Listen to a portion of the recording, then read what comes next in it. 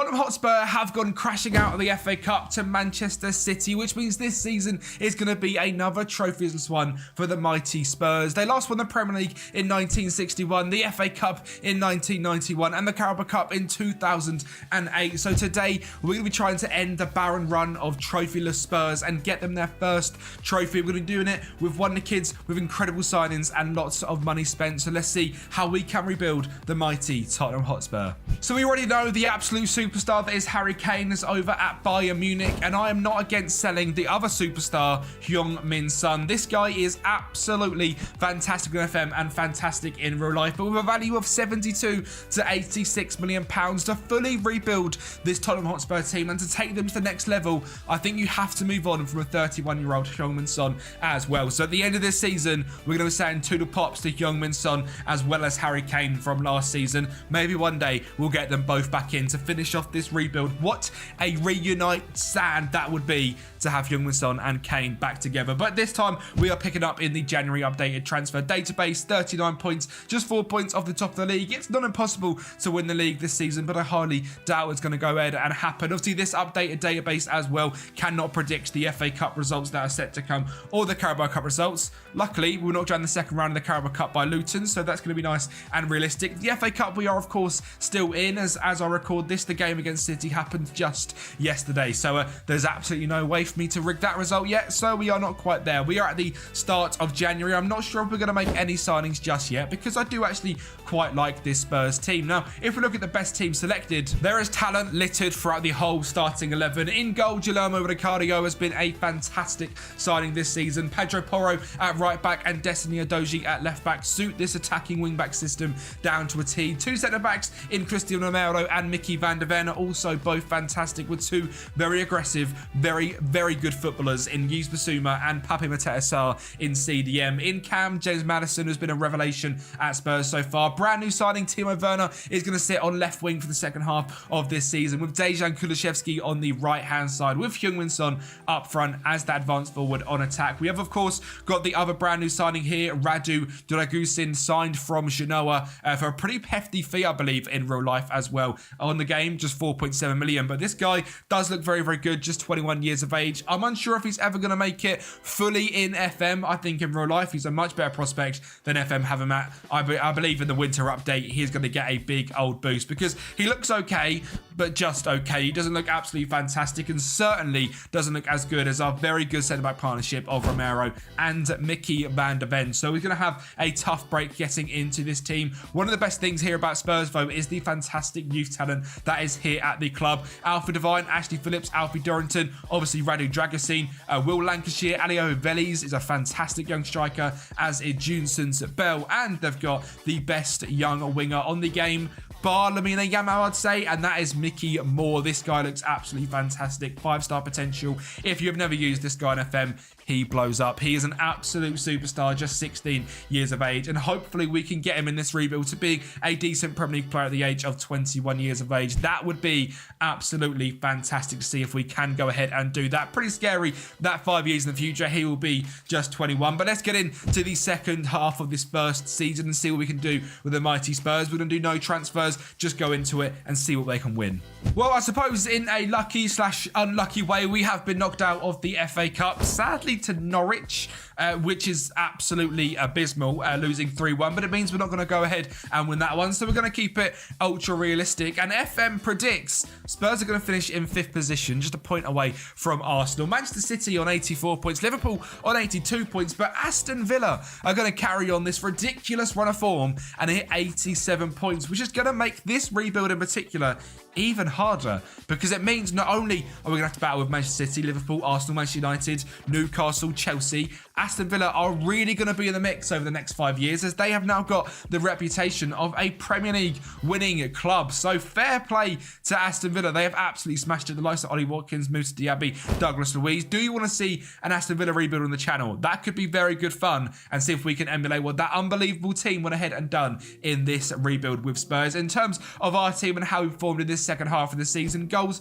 were pretty hard to come by. It was a little bit of a drip-drab season. You can see from the goals and assists there, it wasn't fantastic. As we look at the data hub-wise, it's a little bit skewed because obviously we've simmed a half of the season in a broken way to get the exact results, but 1.87 goals per game, 0.54 conceded per game, so very good defensively, not quite as good going forward. Heung-min Son with just 7 goals in 15 games. Manor Solomon in 4 starts, 5 goals and 4 assists. Could be an absolute superstar. He looks absolutely brilliant, can play on either wing and could become a absolute superstar in the wing positions. He does love big matches, has got fantastic dribbling, decent enough pace, and could be a superstar. So we'll see what Manor Solomon can go ahead and become. Timo Werner in the second half of the season didn't really have much to contribute. 7 games, 4 goals is incredibly impressive, but there wasn't really much for us to go ahead and compete for. He's managed to get us Champions League football. Thank you to the UEFA coefficients ranking and 5th place being enough, but he didn't really contribute too much. He doesn't make much difference being here, and the only other person I want to touch on is Radu Dragusin. Like I said, this guy, for some reason, FM does not have the potential he does probably have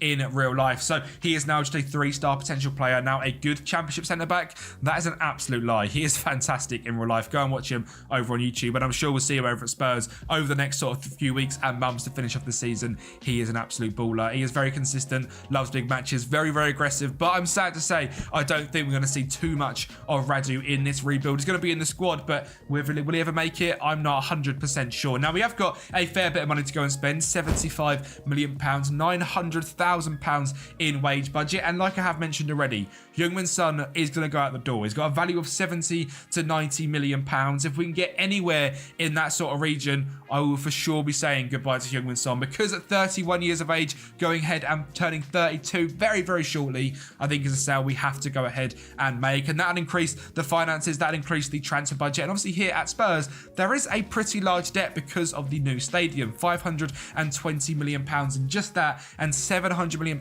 in debt overall. So there's a lot of money to go ahead and clear. There's a lot of money in the bank, so I'm not too worried about us going bankrupt, but player sales like that, I mean, like the Harry Kane one that happened, like the Gareth Bale one that happened 7, 8, 9 years ago, however long that was ago, that's scary that it was even that far ago.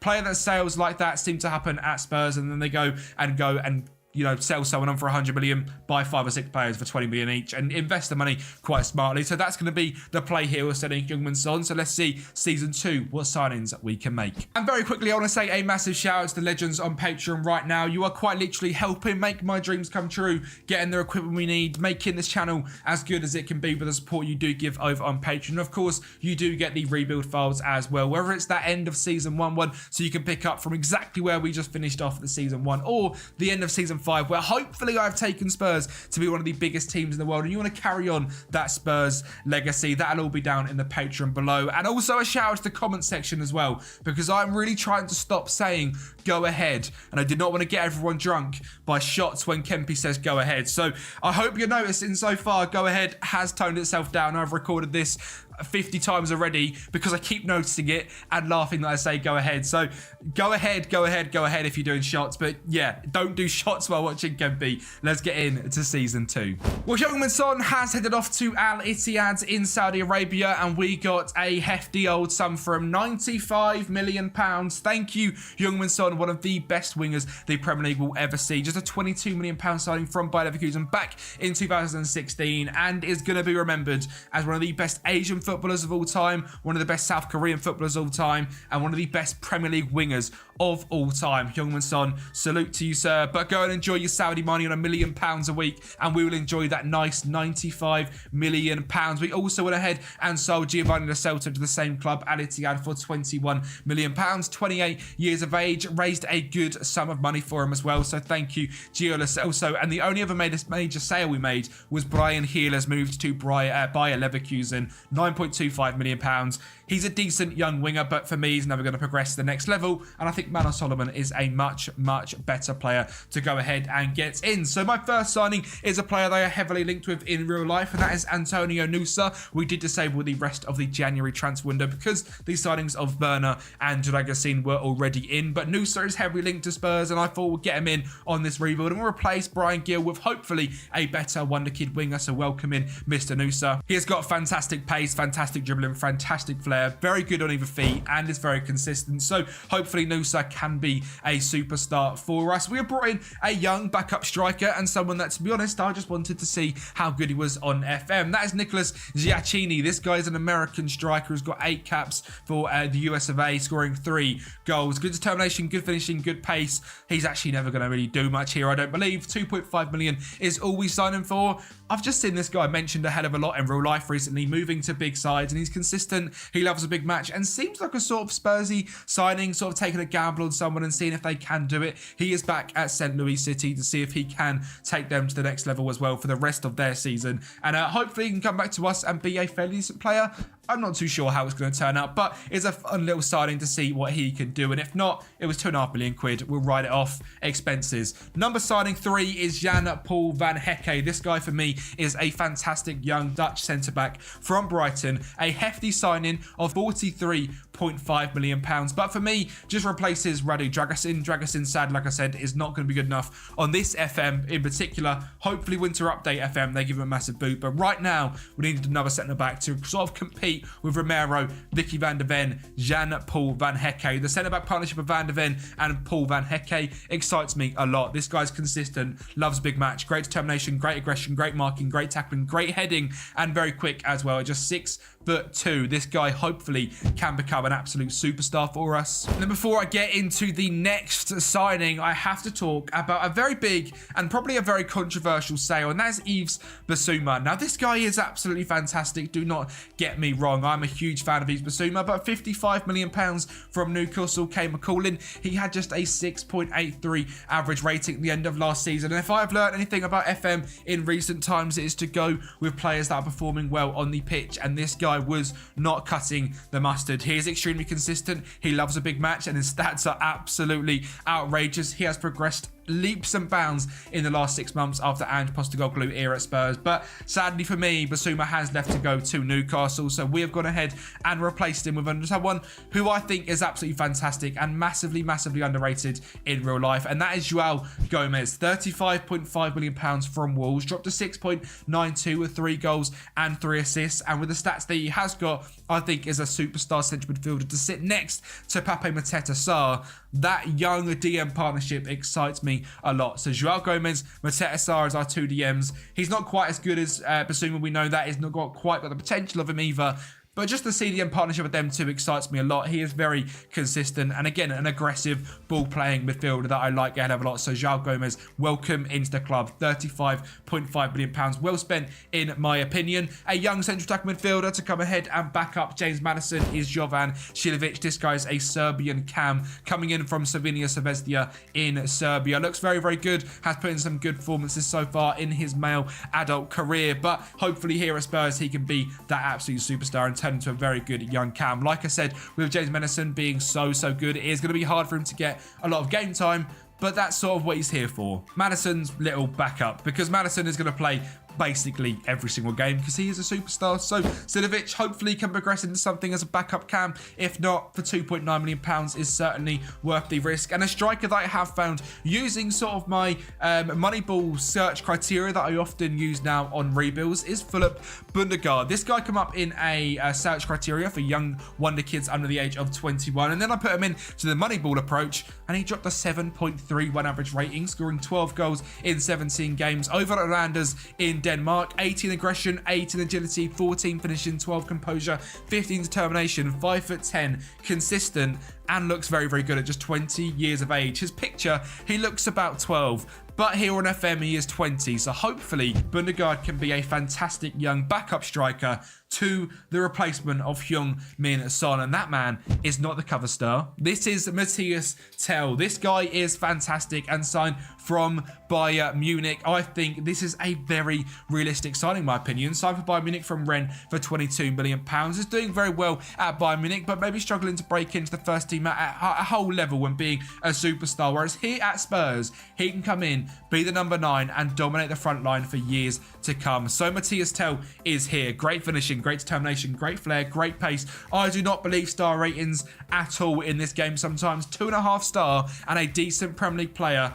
absolute lies. This guy is going to come in and absolute smash it. And when you look at the team we have created for the season, it excites me a lot. Vicario in goal, Porro at right back. I've put Dragusin at centre back, but we all know Romero is going to start there ahead of him. Mickey van der Ven at left centre back, Destiny Odoji at left back, Joao Gomez and Papi Mateta in DM, with Kulusevski, Madison, Manuel Solomon and Matthias Tell as the front four, Alfie Whiteman as the backup goalkeeper, Emerson Royale, Dragusin, Van Poel, Van Hecke, Ryan Sessegnon, Bentancur, Højbjerg, Brennan Johnson, Silvic, Nusa, Bundegaard, Forster, Ben Davies, Jamie Donnelly are all still here at the club, and that is a very, very good squad. So let's see what we can do for season number 3. So this season is another trophyless season, but I believe we have made absolute leaps and bounds looking at this league position chart. Once we got into the top 3, we did not let it go. 83 points this season, 10 points behind Manchester City, which is fair enough. Chelsea on 82 having a big resurgence as well. Aston Villa, league winners, dropping down to 7th place, and probably I imagine Unai Emery's got sacked there, hasn't he? He has, but Zinedine Zidane is in his manager, so we should still see an Aston Villa resurgent. But I'm very happy with the Premier League season. I think we have made an absolute massive progression. Dejan Kulusevski with 19 goals for us this season and a 7.37 average rating is very, very exciting. Nervous to see no striker on that list. Now, as we head into the Champions League, you can see we've got quarterfinals by Manchester City, 4-2 on aggregate, who went ahead and got knocked out in the semi-finals. No, they didn't. They beat PSG. They lost in the final to AC Milan. That's a little bit embarrassing, City, but I will laugh at you and say that is absolutely hilarious. FA Cup, we're starting to get a bit of a nemesis here with Norwich, and I feel like this is a massive opportunity to go ahead and win the FA Cup as well, because we lost 3-2 to Norwich. Manchester United lost 1-0 to Burnley. So the final of the FA Cup was Burnley versus Norwich, and Spurs have still not won a trophy. Yeah, that's a little bit rubbish, isn't it?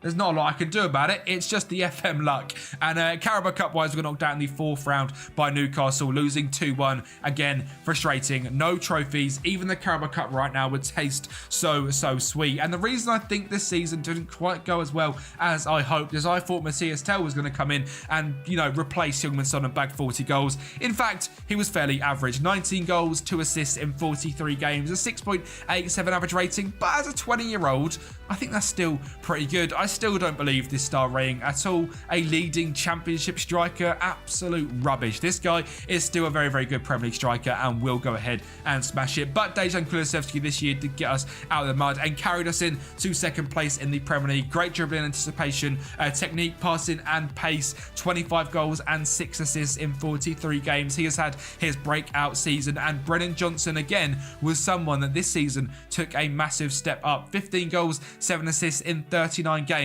He was not the man I was expecting to go ahead and smash it this season. I was expecting the legend that is Manuel Solomon to go ahead and absolutely kill it, but in just 37 games he scored 9 goals and got 6 assists, which is pretty much what he got last season in 4 games. So he had a massive fall off, and sadly is now going to be over to leave the club, and thank God for that as well, because he has been absolutely useless. But overall, I thought this squad was very, very good. There is just a few places that we are going to go ahead and improve on. Joao Gomez last season was fairly average in DM, so maybe a superstar central defensive midfielder. Sarr is that guy who will be playing in DM for the rest of this rebuild. I've moved Matthias Tell out into the left wing position, where I think he is going to be fantastic, with Madison in cam and Kulusevski off the right. So a brand new striker is needed to come in and bag some goals. So let's see who we can go ahead and sign. In terms of transfer fund, we have got a hell of a lot of money because our overall balance is sitting at £453 million, and we are chopping away at that debt. So signings should be coming in here at Spurs. So season 3, let's see who we can bring in. The cover star is who we have brought in this summer. Karim Adeyemi, £91 million. Way too much money for what I wanted to spend, but that was his release clause, and I've recently used him in a Borussia Dortmund rebuild.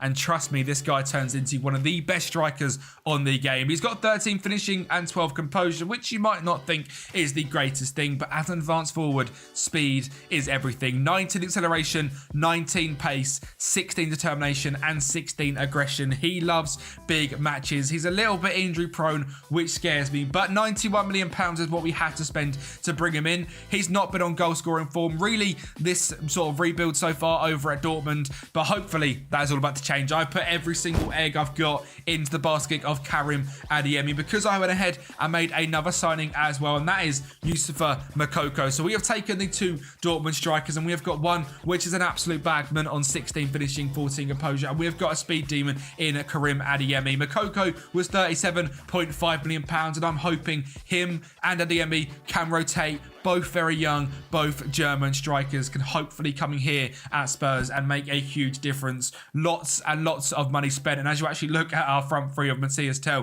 Adeyemi, and Youssoufa Moukoko, that is just full of German wonder kids, well, Bundesliga wonder kids, obviously Tell being French from Bayern Munich. We have made a big sale, and that is in Christian Romero. He has left to Manchester United. I'm a huge fan of Romero in real life, but I think the signing of Jan-Paul Van Hecke, so we can hopefully get Dragusin into the team as well, and using Mickey van der Ven, Romero has left to United. Bit of an unrealistic one, but this isn't a realistic rebuild. This is a fun rebuild to get Spurs back to the top. The realistic rebuilds will be coming as soon as that January update drops.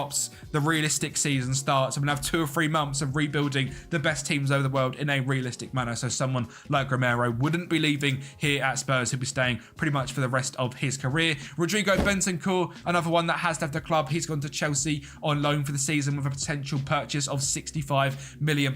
So a sale which I'm not too unhappy to go ahead and facilitate for, because we have brought in some absolute superstars, and youngster Adam Wharton, the English DM, is one of them. Brought in from Blackburn. Great first touch, great vision, great pace, great determination. This guy can take it up to the next step. 5-star potential, 2.5-star current ability. And again, comparing him to Bentancur is not quite the same player, but with the rotation options we've got in DM, I think it comes in and suits this team down to a T. And the last signing is one that's happened in real life, and he's finally here at the club, and that is Luka Vuskovic. This guy is fantastic in real life, a young centre-back that they have signed from Hajduk Split over in Croatia, I believe. Very consistent, very good centre-back. Hopefully can become a superstar here at the club. And I don't know why I said that was the last signing, because there is 2 more still to go to. A young backup goalkeeper in Elia Caprile can hopefully become best mates with Guillermo Vicario, and them two can just be buddies. And we can have 2 Italian goalkeepers that can just rotate. One can play cup, one can play superstar games in the Premier League. Of course, the guy in the Premier League will be Vicario, but having someone like Caprile to be his best mate in the goalkeeping union is key. And then a young right back in Sam Curtis. I have not seen this guy since last year's FM, where we smashed it with Wrexham, and this guy was our superstar. Well, he's had quite a big buff on this year's FM, and as a backup Premier League right back, I think he's absolutely brilliant. He's got blue in pretty much every stat. We need him to have it in. He's an attacking wing-back, decent Premier League player, and signed for £425,000. So if you've never used Sam Curtis, go ahead and pick him up. He's an absolute bargain. But the team here at Spurs is looking like so. Vicario in goal, Pedro Porro, Van Hecke, Van der Ven, Udogie, Wharton, Sarr, Kulusevski, Madison, Tell, Adeyemi, Caprile, Curtis, Dragusin, Ashley Phillips is now in as a backup centre-back. Ben Davies, Højbjerg, Joao Gomez, Brennan Johnson, Alfie Devine, Antonio Nusa, Moukoko, Forster, Skip, Salomon and Bunagada all still here as well. Hopefully some going out on loan, hopefully some being sold. In terms of players that are progressing well in terms of wonder kids, Dorrington has still got 5-star potential, looks great. Jovan Silovic, who we signed last season, is going out on loan to hopefully get some more game time. Same for Vuskovic. Hopefully we can get that loan secured. Mickey Moore, or Mikey Moore it might be, is progressing very well. He's getting a lot quicker, which is good to see. Hopefully maybe next season he can go out on loan and become a superstar. That might be the play. He now goes on loan for a couple of years and then comes in for season 5. So let's see season 3, how can we do? Well, for the first time since 1991, Tottenham Hotspur are FA Cup winners.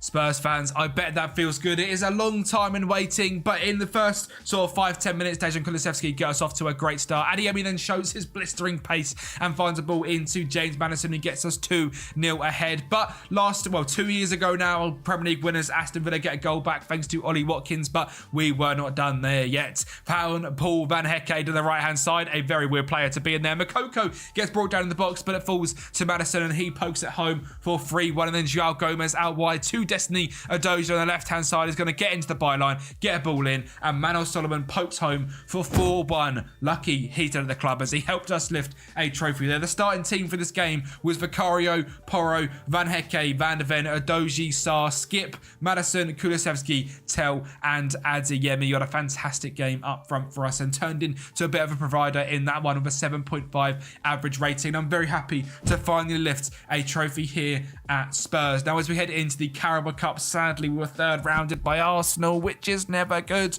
but that was on penalties and there's not much we can do about that. And there's actually a player here who's smashing it at West Ham, who, if you have not seen the Porto rebuild, turns into one of the best players in the world, and we sold him for £60 million. Here at West Ham, they picked him up for £6 million, which shows the bargain you can sign Danny Namaso for in your saves. A little bit of a Kempi universe switch there. Danny Namaso, if you can find him, and if you've not watched that Porto rebuild, he is an absolute baller. That is a Moneyball rebuild as well, so it's great fun to go ahead and watch. Quarter-final by Manchester City seems to be a recurring sort of theme here. We lost 7-4 in aggregate, which is very, very frustrating, but it is what it is. We obviously lost 5-3 in one of the games, which is ridiculous because the next one was 2-1. So that was a little bit frustrating, but one thing that is not frustrating is the first time since 1961, Tottenham Hotspur are Premier League winners. 90 points, 28 wins, 6 draws and 4 losses.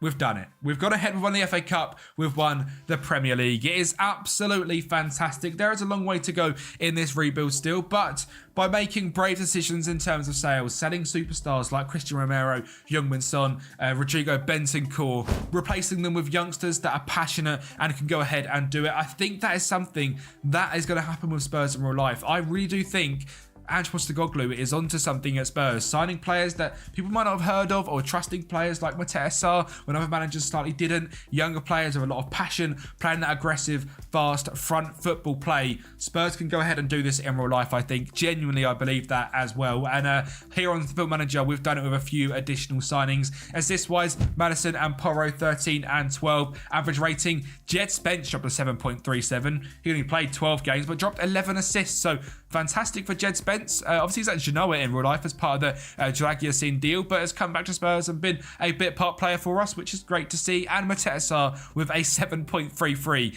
As your Shipbog standard CDM on support as well. That is absolutely outrageous. 5 goals and 7 assists. Very, very impressive from Mateta Sarr. And in terms of our goal scorers this season, there is no surprise to me that Karim Adeyemi is at the top of this list. 23 goals and 8 assists in 46 games. Just a 6.99 average rating, but I think that's going to carry on going up. Now £103 million in value, and with that ridiculous pace, it's always going to score just so many goals, and has lifted a Premier League trophy for us now, which is great to see. James Maddison had his superstar season, 19 goals and 18 assists. Kulusevski, 17 goals, 15 assists. Moukoko as the backup to Adeyemi, 12 starts, 32 off the bench, 14 goals. That is exactly why we signed the both of them. So the overall 37 goals is absolutely fine. Brennan Johnson, 14 goals and 5 assists, still very good. Philip Bundegaard on loan to Sunderland, scored 11 goals in 41 games as well. Van de Ven with 9. Matthias Tell, 8 goals and 9 assists, very good. Pedro Porro, 20 assists is pretty decent as well. Matthias Tell is getting there now. He's progressing now, a 3.5 star ability player according to the star ratings. Still, I don't really look at him too much because when you look at the guy's stats, he is superb. But as our left inside forward, 21 years of age, he is progressing very, very nicely and can still go on to be one of the best players in the world. I'm just absolutely buzzing that we've got ahead and done that. We've got some £65 million in the transfer budget. Debt now is down to 543, which is decent. Still £400 million in the bank, but it's going to be hard to clear that off because it's just the stadium fund. I don't know if you can actually even go ahead and clear it off. In terms of the loans that were out, like I said, Bundegaard was fantastic in terms of average rating. If we look at it, Alio Valiz again is someone that I implore you guys to use on FM. Maybe not at Spurs, is not the level, but at a top championship level, lower Premier League level, this guy can be a superstar and did very well over at Cardiff, dropping 20 goals in just 36 games. So season 3, let's see see, we've done that one, completed it. So season 4, transfers-wise, to add to this already Premier League winner side,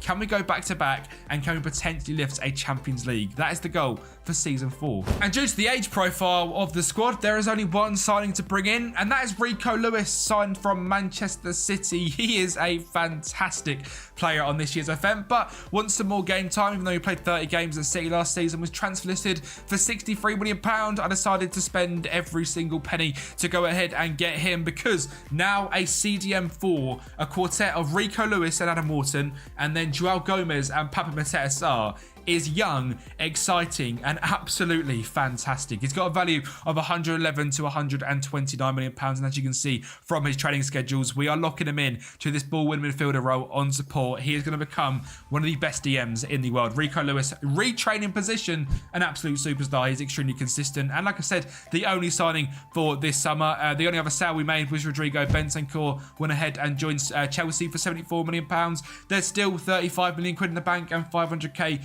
in wages, but like I've said, I'm not really too fussed in going ahead and spending too much money when we don't really need to. There's a lot of debt at the club, down to £476 million, which we could pretty much pay the whole thing off with this balance now, which is good to see. We are pretty much there in terms of that. And the squad, as I've said, is looking fantastic. The Wonder Kids here are progressing well. Vicario in goal, Porro at right back, Van Hecke and Van de Ven at centre back, Udogie at left back, Lewis and Sarr in DM, Kulusevski, Madison, Tell and Adiem. And as our backups now, Caprile, Sam Curtis, Dragusin, Vuskovic, Ben Davies, Adam Wharton, Joao Gomez, Antonio Nusa, Alfie Devine, Mikey Moore, and Yusufa Makoko. Moore is finally up into the first team after killing it in sort of the under-21s, under-18s, etc. It's been the time to bring him up to that next level, and hopefully he can absolutely smash it. Alfie Devine, the exact same, has been on loan at Plymouth, but apart from that, has been killing it in the under-21s. So it's time for him to be a backup cam to James Madison. And Antonio Nusa, someone we've not really touched on because he's hardly played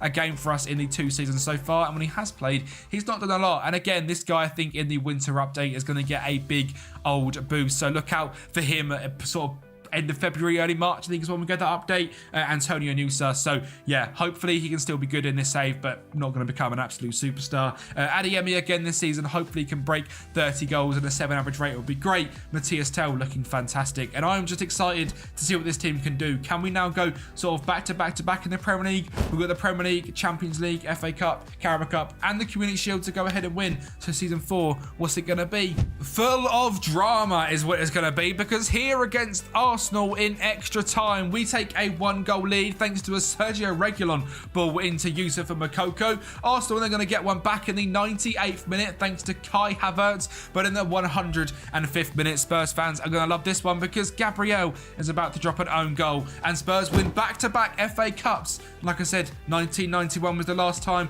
now 2025 and 2026. Spurs go back-to-back and our FA Cup winners yet again, which is fantastic to see. But that is it for this season. 4th round in the Carabao Cup by Manchester City, runners-up in the Community Shield, Champions League quarter-final by Manchester United, and we lost the Premier League trophy by 1 point against Manchester City. Please tell me we didn't lose to Arsenal. We did, away from home, 4-0. Absolutely embarrassing. That would have been it. A goal and a win there, or even a point. We wouldn't have won it on goal difference. A win somewhere would have beat Man City and gone back-to-back, but City's dominance carries on, and they have gone ahead and won that one. Well, don't worry, Spurs fans. Hopefully at this point in real life, they'll be down in League 2 and we'll all be laughing at them. And Erling Haaland might be at Spurs in real life. Who knows? But yeah, a decent enough season. Pedro Porro, again, with 20 assists. Absolutely fantastic. Goals-wise, Matthias Tell took #1 spot. We've believed in him this whole rebuild. 25 goals and 8 assists is an absolute killer. 4-star, leading Premier League player. Consistent. Loves a big match, great acceleration, great pace, great flair, great dribbling, a superstar player. Makoko this season was our star striker, 23 goals and 4 assists, replacing Karim Adeyemi up front with 40 games and 23 goals. But that is because Karim Adeyemi, wherever he may be on this long list of players, managed to go ahead and break his ankle in January and was unregistered for the second half of the season, which is a little bit heartbreaking for him. 31 games overall, 9 goals and 5 assists with a broken ankle. cool. We'll take it. That 91 million is looking a bit pricey, but still, there's room for him to grow for Germany. He's absolutely smashing it, averaging a goal every other game. But still, I believe this guy is going to break out in Season 5 and be a superstar. Madison, 18 and 11. Kulusevski, 11 and 14. Porro with 25 assists overall. Rico Lewis slotted into that DM role next to Mateta Sarr like an absolute dream. He dropped 7 and 7. Sarr and 5 and 5. Jan-Paul van Hecke, one of the hardest names to say, by the way. Next to Mickey van der Ven have been fantastic, the two Dutch centre-backs as well. It's a very exciting time to be a Spurs fan. But no Champions League still, which means Season 5. We've not won the Carabao Cup yet. We've not won the Champions League yet. I would love to win the Premier League again and FA Cup again, but I'm not 100% fussed. I want to complete the clean sweep. Over the 5 years, we win the Premier League, the Champions League, the Carabao Cup, and the FA Cup. So let's see for Season 5 the transfers we make to make that next step. And well, for the first time in Kempi Rebuild history, there has not been a signing. No signings in a summer. A few sales for decent money. Skip, Solomon, Højbjerg, Brennan Johnson's left the club as well. A few players going out on loan. But when you look at the superstar squad we've got here at Spurs, there really is no need to go ahead and make too many signings. The youngsters are fantastic, which means our backups are brilliant.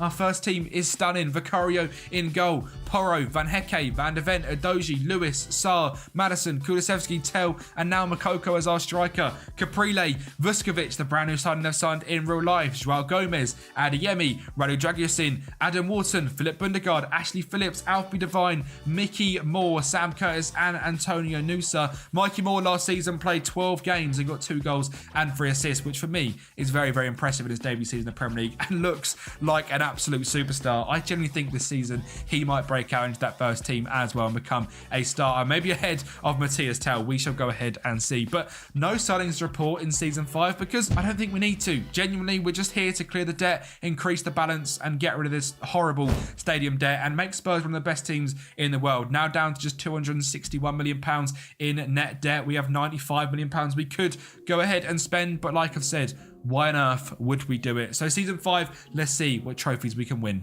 For me, the best way to kickstart your season is winning the Community Shield, and that is what we went ahead and done. Thanks to Erling Haaland, missed penalty, and a Dejan Kulusevski double here for Spurs. We ticked off another trophy, which is the 5th best trophy, of course, of this rebuild, but the Community Shield in a 2-0 win. Kulusevski, thank you very much, ticking that one off. And then moving on to a trophy which not a lot of people care about, not a lot of people put a lot of weight about.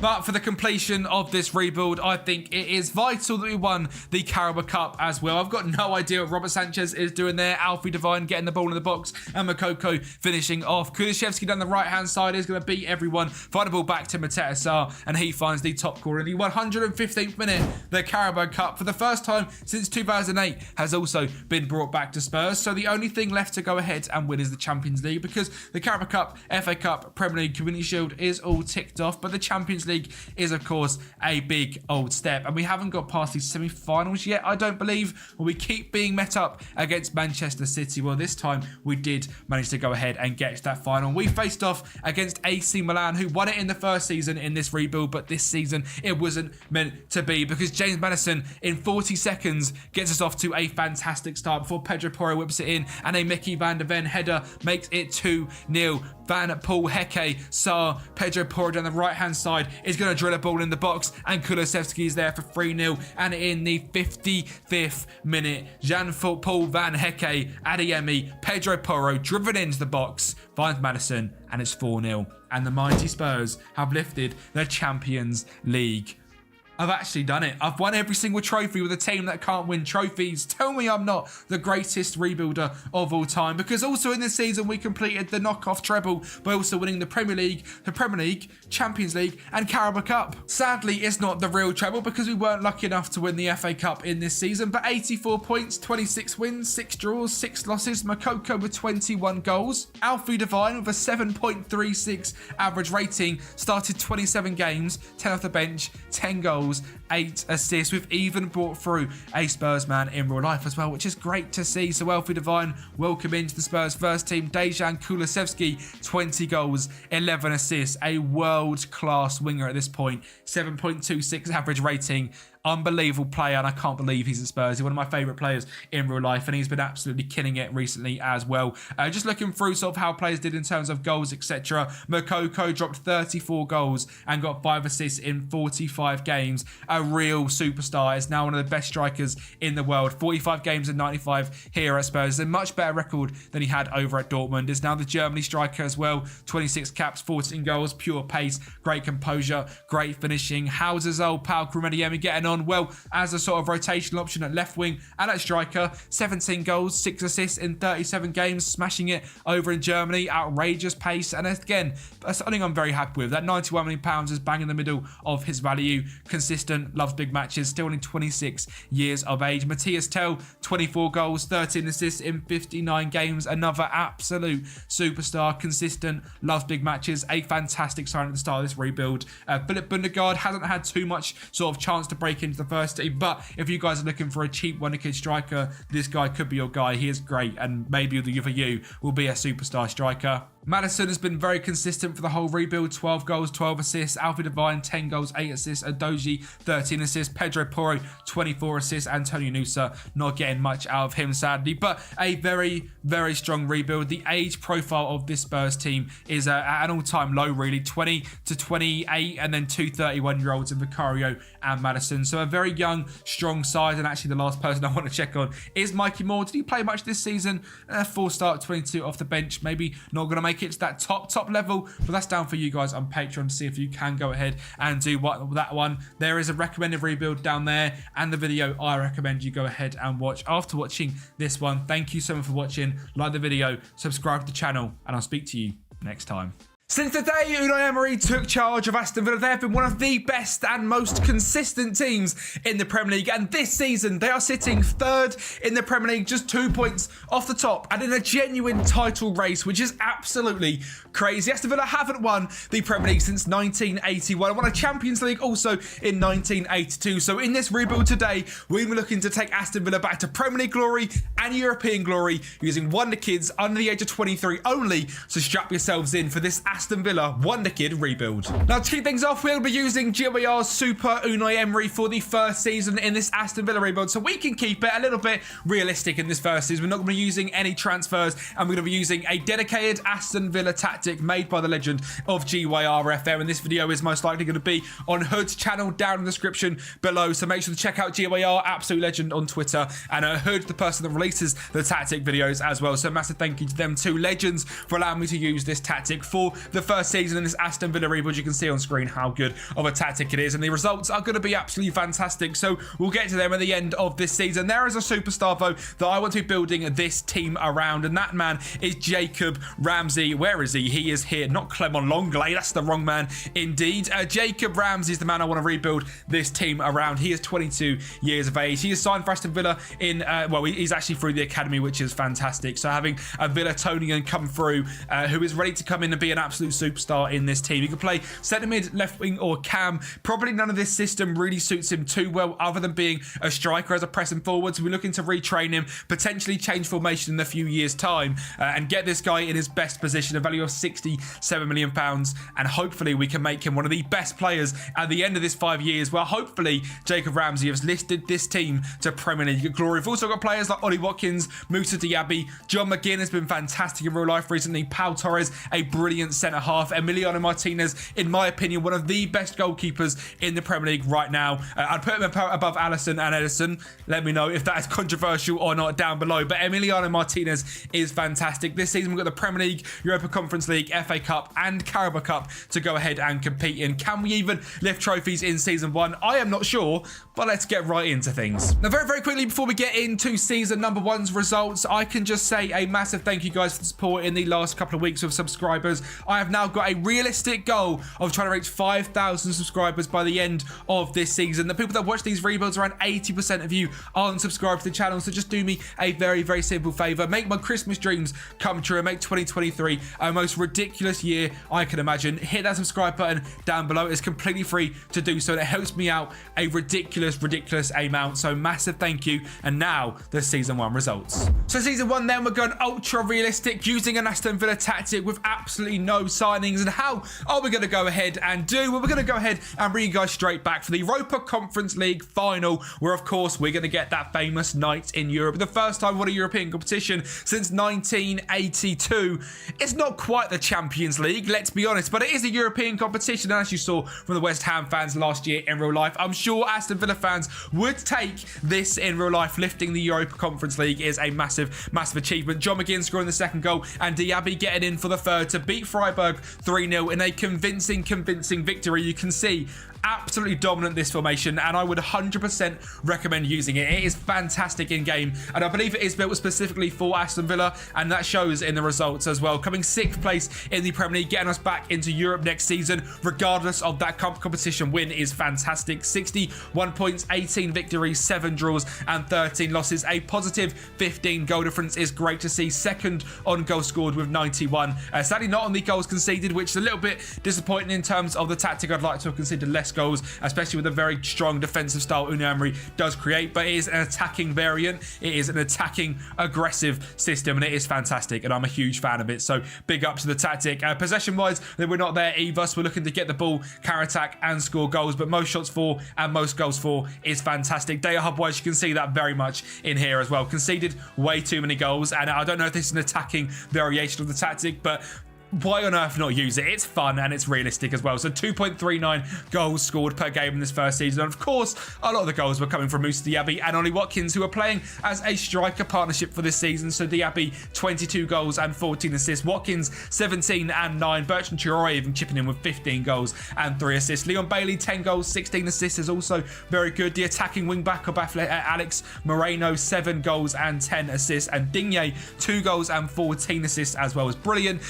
Douglas Luiz, 16 assists. The whole team chipping in this season is great to see. Sadly, in the FA Cup and Carabao Cup, we didn't really do anything, which is disappointing, but we still won a trophy in Season 1. Carabao Cup, the third rounded by Hull, and FA Cup quarter-finaled by Nottingham Forest, but luckily, we can now kick off our scouting and are finding wonder kids for this rebuild. So in the transfers, we've got £48 million to go ahead and spend, £160,000 in wage budget as well, and we have got our famous scouting recruitments all set up, looking across the world in Africa, Asia, Oceania, South America, North America, Europe, and I think that's everywhere I've said. I think they're all the continents. I don't think I'm tripping and I've missed one, but if you've not seen that scouting video, that was released on the channel a couple of weeks back now, where you can find the greatest wonder kids on the game from hidden nations, and that's what we're using for this rebuild as well. But of course, we are looking to win the Premier League, so we cannot go too cheap. We need to go out there and find some absolute superstars, and money will be spent. So welcome in for Season 2, Victor Boniface. We needed a strike partner for Ollie Watkins,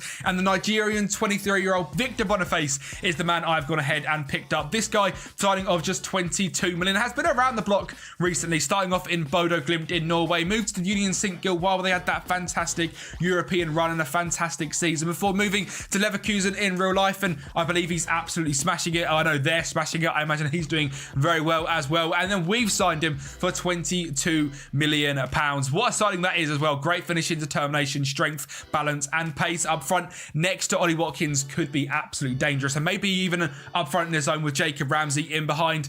Who knows what formation we're going to play? We'll get into that in a little bit, but it is a fantastic signing nonetheless, and of course is extremely consistent and loves a big match. So welcome in Victor Boniface as our first signing of the season. A wonder kid signing going back out on loan to Flamengo is Mateus Goncalves. Hopefully this guy can become something. Hopefully we see him down the line. We're not going to see him this season, and he's back out in Brazil, but great pace, flair, determination, dribbling, and first touch. Maybe Mateus Goncalves can become our, replacement Philippe Coutinho. He's not very good, and he is certainly gone out the door. We've also signed Brian Zaragoza. Now, this guy's just signed for Bayern Munich in real life, so I wanted to get him here on FM24. If you did watch the channel last year for FM23, Brian Zaragoza was one of my favourite players last year. He was my hidden wonder kid left winger that I signed so many times, and on this year's FM, he looks fantastic as well. 16 dribbling, 16 flair, 16 vision and technique and acceleration, and he's just signed for Bayern Munich in real life for also the £12 million release clause that he did have in his contract at Granada. So welcome in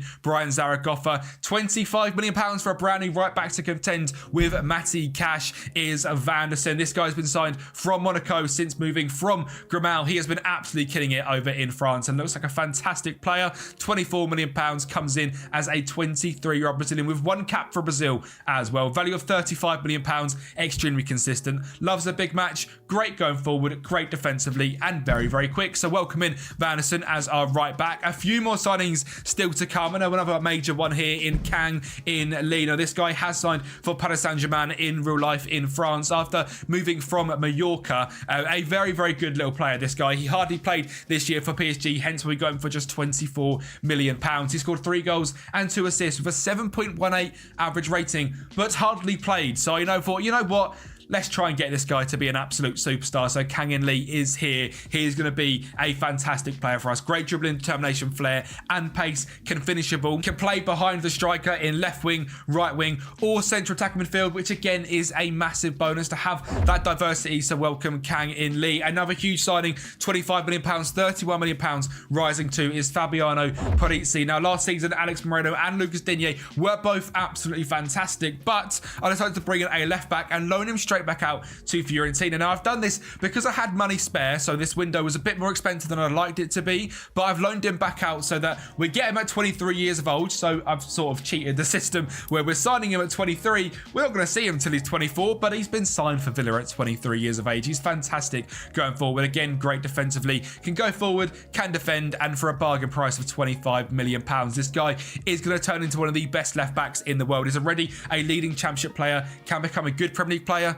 Trust me, by the end of season 5, we're going to overachieve that quite a lot with Fabiano Parisi. So welcome him in. And our last signing has been signed, Omar Keda. I don't actually remember signing this guy at all. We signed him from Egypt for £2.4 million. I don't know who this guy is, and I must have signed him. He looks great. He's Egyptian, 17 years of age, great determination, dribbling, crossing, first touch, pace. He actually looks fantastic, and I believe he's real as well, not a regen, signed from Z in Egypt. So if you're looking for a wonder kid, Omar Keda could be a fantastic player for you. I just don't remember signing him and don't know who he is. So the tactic we are using for this season is going to be the GYR 4-4-2. Again, hopefully we can have some very good results. You can see we are going to be locking in Jacob Ramsey in that pressing forward role and Moussa Diaby in at right wing. So we're going to have Boniface and Watkins competing with Ramsey to playing up front. But hopefully this season can be absolutely fantastic. The team is going to be very, very strong this year. We've of course got the Europa League, Premier League, FA Cup and Carabao Cup to contend with. Money-wise, we've spent most of it, but still some money in the bank. We've not completely ruined the club, which is fantastic. And in terms of development centre as well, John Duran isn't going to actually develop very well for us. We're going to be looking to sell him next season, and the same goes for someone else.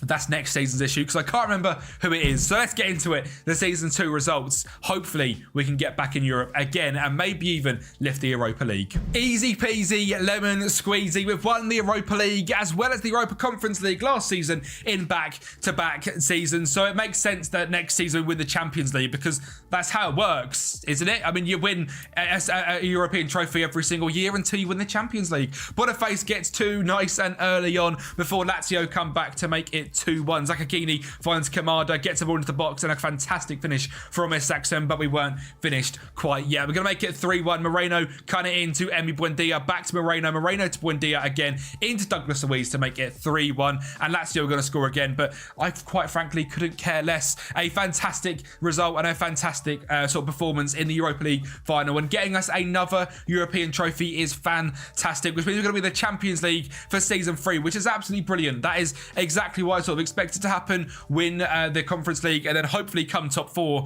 but you know, lifting the Europa League sort of takes away that we don't need to finish top 4 anymore, which is good because we didn't actually end up finishing top 4. We finished in 6th on 66 points, so again, another progressive season is fantastic. You can see from the goals scored, Victor Boniface was absolutely brilliant, which is good to see. A very, very good signing indeed. 35 goals in 46 games overall is a little bit outrageous, but fantastic signing and one we will touch on in just a few minutes time, because believe it or not, ladies and gentlemen, we weren't done there in terms of trophies. We are also going to lift the Carabao Cup. Now, yes, it's not the biggest cup in the world, but to lift 2 trophies in one season for Aston Villa is very, very impressive. And we just saw how good Victor Boniface was this season. Well, guess what? The other man was also fantastic this season. Ollie Watkins grabbed a hat-trick in a cup final for Aston Villa. The first goal was an offensive mistake. The second goal, a defensive mistake. Ollie Watkins pips in as João Virginia comes out to try and claim it. Douglas Luiz wheels the ball into the back stick. Brian Zaragoza, he's a little man. He's not going to win that header, but Alex Moreno gets it in. And guess who's there in the 6-yard box again to make it 3-1? Of course, it's Ollie Watkins. Now, Everton weren't done there. You can see the defensive fragilities of this tactic, making it 3-2. Adrissa Gana Gay with a double in this game. The first goal was absolutely outrageous. Branthwaite down the left-hand side finds Mikalenko, gets into the box. A deflection makes it 3-0, but the passion was not to be sort of waned upon. A great ball in from Douglas Luiz, and Tyrone Mings gets his head on it to make it 4-3. And you can see we're also keeping quite a strong Villa core of the team about. The team that started this game was Martinez, Vanderson, Konsa, Mings, Moreno, Luiz, Kamara, Diaby, Buendia, Zaragoza and Watkins. A lot of that is Aston Villa's players in real life, so I'm very happy we managed to keep them there for 2 cup competitions. The FA Cup were knocked out in the 3rd round by Newcastle, but I couldn't care less. 2 trophies in one season. Like I said, a great season for Victor Boniface is fantastic to see. Moussa Diaby, 17 goals, 13 assists. John McGinn, 11 goals and 3 assists. Brian Zaragoza, 10 and 12. Douglas Luiz, 10 and 12. Watkins, 9 goals, 2 assists, a hat-trick in a final. Big game player. Buendia, 7 and 15. 10 assists for Kamara, 10 assists for Alex Moreno. We did actually change formation midway through the season to the overachieving 4-2-3-1, which is my go-to formation. I can't lie. I love it. I think it's absolutely fantastic. And no disrespect to GYR at all. The tactic is brilliant. But I decided the 4-2-4 or the 4-2-3-1 needs to come out. And we needed to get some more players in their key positions. And when the signs were made, I think that makes a lot of sense. So very, very happy with this season. The finances here at Villa are a little bit weird. We seem to be down in the red quite a lot, but once we now are in the Champions League, if we can stay there, I'm sure we can clear this £75 million debt and we can clear this red balance very, very easy. The board have given us £62 million to go ahead and spend for this summer. So let's go ahead and sign some absolute wonderkid stars to take us to that next level. We need to go from 6th to, top 3, hopefully, in the next season. And of course, Ousmane Diomande is someone that can certainly take us to that next level. A 21-year-old centre-back from Sporting CP comes in as a leading Premier League defender for just £43 million at 21 years of age, a value of £88 million. And if you don't know who this guy is, you probably have slept under a rock for the last probably 3 FMs. This guy is that go-to guy and is absolutely fantastic. And I'm buzzing to have a defensive partnership of Ousmane Diomande and Pau Torres. So welcome in Ousmane Diomande. Them stats are absolutely ridiculous. And yeah, he is going to be a superstar for years to come, I am sure. This season was actually quite a low season in terms of signings. Just 4 made. Another one was a backup goalkeeper of Froilan Diaz. This guy was on my South American Wonder Kid shortlist I released at the start of the year. 19 years of age, can progress very, very well. Argentinian, so he can get friendly with Emiliano Martinez and hopefully be a very good backup to him. He's not quite good enough just yet, but he will certainly get there eventually. A value of £8.4 million. We signed him for just 5 from Union in Argentina and hopefully can be fantastic for us. That average rating of 5.93 scares me a little bit, but he'll get there eventually. We did make one more very expensive signing, a £36 million signing of Mo Darami. This guy has been at Copenhagen, at Ajax, and now at Stade Reims in real life, and we've signed him for £36 million after 2 fantastic seasons in Ligue 1, a 7.36 last season, a 7.17 season in the season before that. He looks brilliant. Great pace, great dribbling, great determination, great finishing, can play up front, can play off the right, can play off the left, which is where we're going to be using him mainly. So welcome Mo Darami. And the last signing is a free transfer from Bayern Munich, a guy I've never really seen or picked up. His name is Noel Aseko in Keighley, and the Noel got me in because obviously it's Christmas time, so we signed Noel to come in and be a rotational DM and potentially to go out on loan. Great determination, great stats all around, and was signed for free as well. So welcome in Noel Aseko in Keighley because he looks absolutely fantastic and hopefully can be a very good good rotation option for us in the future. The team and formation looks like so for season 3. It's Martinez, Vanderson, Diamonde, Torres, Parisi, Douglas Luiz, Kamara, Diaby, Lee, and Darami with Boniface up top. The backups, we're looking at Froilan Diaz, Matty Cash, Konsa, Mings, Moreno, McGinn, Tielemans, Goncalves, Ramsey, Zaragoza, and Ollie Watkins, to just show you guys the outgoings we have had over the last few seasons as well. Emiliano Buendia left to El Hilal for £35 million. Lamari Bagade and John Duran, 2 young players, both left for a combined fee of around £20 million. £72 million was brought in last season, with 42 of that in Leon Bailey to Al Hilal. Diego Carlos left for £25 million to West Ham as well. Morgan Sanson to Nice for £3.5 million. And the last sort of page of sales it made as well is a double to Bournemouth, Chambers, and then Donker. So that's how we've raised a lot of our money as well. Just selling a little bit of Deadwood, which isn't quite good enough to go on to the next level. And hopefully now, with the squad we've got, the wonder kids we've got, the development we should see over these next sort of 2 to 3 seasons, I reckon we're close. Hopefully we can show well of us in the Champions League and maybe get in to top 4 again. Back-to-back Champions League season would be great for finances and great for building the club stature, so we can get better wonder kids in. So welcome to season 3. Before I welcome you to season 3, I need to say a massive thank you to the legends on Patreon right now. You guys are literally helping me so much in life at the moment. I mean, the setup has really improved over the last few months with a new camera, new mic, new PC, and that's all because of the support I get on the videos and of course through Patreon as well, where you do get these rebuild files. So if you want to pick up this Aston Villa save from season number 5, that'll be linked down below on Patreon. I believe it's £5 a month, and again, like I said, it goes straight back into the content and I reinvest into making these videos as good as possible. And of course, if you just want to help support me, there is a £2 tier as well, where it's basically just a massive thank you to you absolute legends. So that is linked down below, and of course you get to pick up this Villa save from the end of season 5 and any rebuilds you have seen recently. The retro Manchester United one, the OG Manchester United one, the Santos one, they are all up there and ready for you guys to plug in and play with if you do so wish. So anything you can do, Patreon down below. Thank you very, very much. Let's get in to season 3, which may have been trophyless for the first time in this rebuild, but a fantastic season where we are back into the Champions League again due to the Europa Conference, the UEFA coefficient rankings. We have come in 5th place on 69 points, so again another 3 points progression is fantastic, but back in the Champions League due to English teams doing well in the Champions League, like we did as well. We got to the round of 16 where we got knocked out to PSG, who got all the way to the final and still haven't won it. We lost 3-2 in aggregate, which I'm not disappointed about. We won 2-0 away from home to then lose 3-0 at home, which is very disappointing. And in the actual league phase as well, we were very good. 14th place, 4 wins against PSG, Galatasaray, Rangers and Villarreal. Frustrating that we beat PSG 5-1 away from home and then lost at home 3-0. Yeah, don't worry. A draw against Anderlecht and Man City before losing to Milan and Union Berlin. So a very, very good showing in the Champions League, which I'm very, very happy with. Quarter-final in the FA Cup by Spurs and semi-final in the Carabao Cup by Arsenal. We are getting to the later rounds of competitions and losing to big teams. So it's okay. We are progressing very well as a club. And the goals this season were shared about very, very nicely. 20 for Boniface, 19 for Jacob Ramsey, 14 and 15 for Kang In Lee, 12 for Douglas Luiz, 11 for Zaragoza, 11 for Moussa Diaby, 8 for Darami, 7 for John McGinn, 7 for Yuri Tielemans, 13 assists for Fabiano Parisi on the left-hand side, 8 assists for Luca Digne as well. Matty Cash with 3 assists, and Vanderson, wherever you may be, with 7 assists. A very successful season this season, and Jacob Ramsey is progressing very, very nicely indeed. He can now play up front due to that season as a pressing forward. He can play in shadow striker, and he can also, of course, play off the left. In terms of his stats, I want to see how his attributes have actually gone of all time. We've had some progression, some regression. Now we're not concentrating on the midfield roles, which is to be expected. I imagine by the end of season 5, we're going to see them go up a little bit more in terms of finishing, etc. But 15 finishing is already fantastic. And of course, it's great that he's already very composed, great pace, great determination. So he really is ready to be an absolute superstar. Still no caps for England just yet. We're going to give him that brand new contract that he does so desire, because he is going to be the superstar for these next 2 years, I do hope indeed. In terms of money wise, £65 million in the bank. Finances wise, we're slowly starting to clear debt. £25 million has come off of it.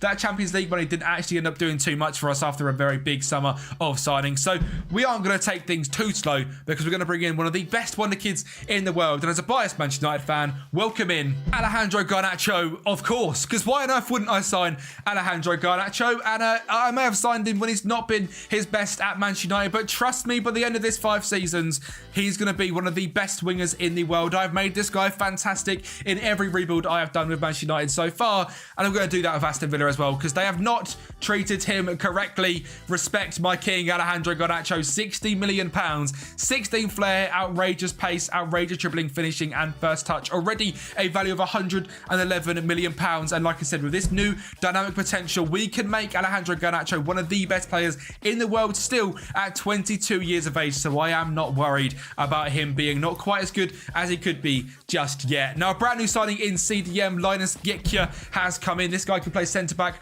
or CDM. We've signed him from Hertha SBC. They were in the second tier of Bundesliga, gone up to the top tier, and he was equally fantastic. So £27 million what we spent on him. He's got great concentration, great positioning, great determination, great passing stats, great defensive stats, very quick, and is like a very well-rounded player that can do pretty much anything apart from finish. So we don't really want him to go up there and score too many goals, but everything else, Linus Gekja could be an absolute superstar for us. And our last signing to be another winger is Luka Koleosho, and this guy is from I believe actually from Belgium, but he's changed to American nationality. Signed from Burnley. Fantastic pace, fantastic agility, great dribbling, crossing, first touch. I've wanted to sign this guy this whole FM because he always looks like one of the wonder kids that you can progress into an absolute superstar, and that is what we have done here. He is very, very consistent as well, which is great to see. And we've had to bring him in because there has been a big sale. Brian Zaragoza has left us to head to Arsenal for £60 million. And given the fact that we signed him for just £12 million 2 summers ago, 50 million plus 10 in add-ons, too good to refuse, especially when we can bring in someone like Garnacho for £10 million more with more progression, more room to grow. This guy is very, very consistent, but doesn't like big matches. So for £60 million, I thought it was a no-brainer to get him gone. And Yuri Tillemans has also left the club, hence the signing of Gekja for £42 million.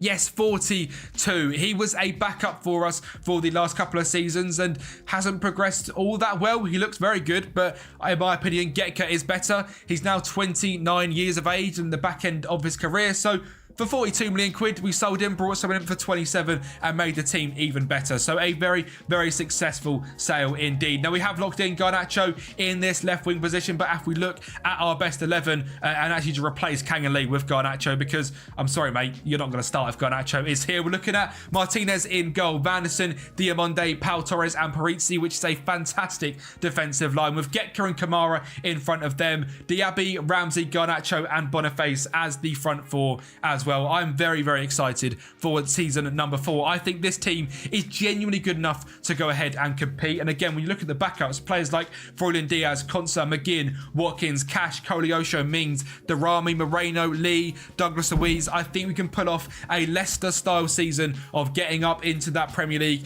getting on top of the table and keeping there the whole season. So season 4, can we do exactly that and lift the Premier League trophy? For the first time since 1981, Aston Villa are top division and this time Premier League champions. 82 points. We were lucky because other teams weren't quite as good as we were in this season. 82 points, a 35 goal difference, 35 wins, 7 draws and 6 losses. A fantastic season from the whole squad. You can see there's not one player scoring lots and lots of goals. You can see Kang and Lee is creeping on to the assist list, and you can see clean sheets wise, Emi Martinez there on 17. A fantastic season where we weren't the best team, but we managed to scrape together enough wins and enough points to win this title. Just 71 goals scored, conceding just 36. A fantastic, fantastic season. That is due to the overall play of the whole entire team. I mean, the goals-wise look so few and far between. 22 from Victor Boniface, 17 from Diaby, 9 from Gekja, who I said shouldn't be going up there to score goals, but did exactly that. Garnacho progressed very well with 8 goals and 4 assists. McGinn, 8 and 8, 8 and 7 from Ramsey, 6 and 1 from Watkins, 11 assists from Kang and Lee, 10 from Kamara, 16 from Fabiano Parizzi. I've got no idea how we managed to pluck together a Premier League title from them sort of stats.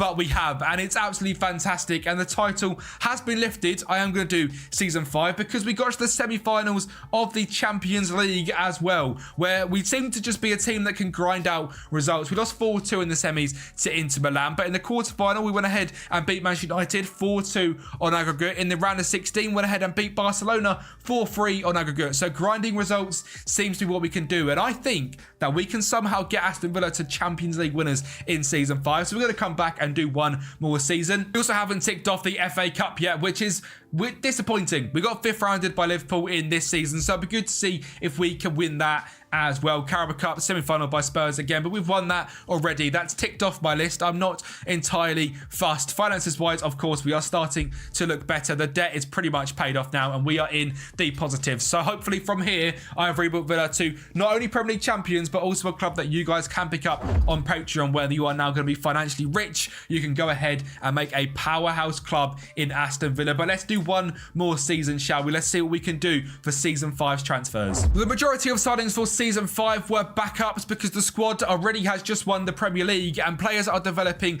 at such a fantastic rate. But welcoming Hector Fort for £24 million from Barcelona. He played 5 games starting this season with 24 off the bench for us here at Aston Villa and was a fantastic player. A very good backup right back, and hopefully is going to be good enough in the future where you guys can make him one of the best left right backs in the world. And the reason left back is on my mind because Behzad Lise has been signed from Başakşehir. Now this guy is a regen sign for £12 million, and was fantastic. A value of £74 million. Progressed very well. Great defensive stats, great determination, great stamina up and down that left hand side. Turkish, 8 caps as well, so an international is fantastic for just that sort of money. Bailey Rice has come in from Rangers, and again some of his stats are absolutely brilliant. Hopefully you guys can progress this guy and be one of the best players to be at Aston Villa, because great natural fitness, great decision making, great determination, great first touch, 17 passing and 17 technique as well is not something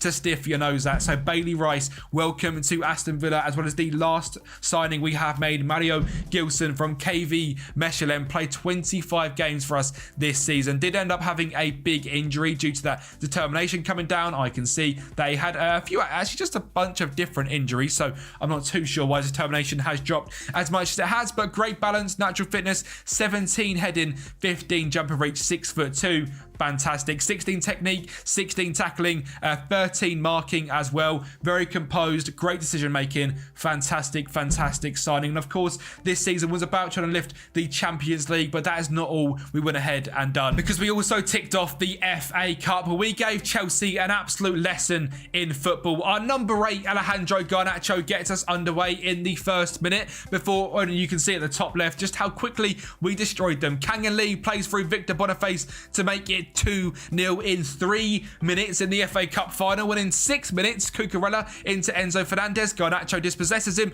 Boniface flicks it through, and 6 minutes, a 3-0 lead. Within 10 minutes, just a minute later, Douglas Luiz whips it in for Pau Torres to make it 4-0 in 7 minutes. And on the 25th minute, Vanderson finds Diaby on the right hand side to whip it in to the Kang in, and we just absolutely destroyed Chelsea. We even got a red card in the 49th minute, but it made absolutely no difference. We were fantastic in the FA Cup final, and we've lifted the Carabao Cup, the FA Cup, and the Premier League. The only one to tick off now is the Champions League final, and in this one, guess what? We also faced off against Chelsea in the final of the Champions League. We went ahead and won 3-0. Now, the best thing about this final is the goal scorers. Kellyman is an Aston Villa wonder kid that is already here at the club, and Ollie Watkins is probably the best player at Aston Villa right now. And we're going to see an Ollie Watkins brace and a Kellyman goal in a Champions League final. So we have actually rebuilt Villa very well. And we've even used players that have come through the academy. We have developed them very well as well. And Kellyman grabs a second,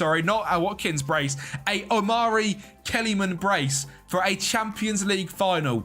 What a final that must be as a Villa fan. He played 15 games this season, scored 7 goals and got 6 assists, but just popped up in the Champions League due to an injury to Garnacho in the FA Cup final, and was simply outrageous. Great balance, great finishing, dribbling, first touch and pace.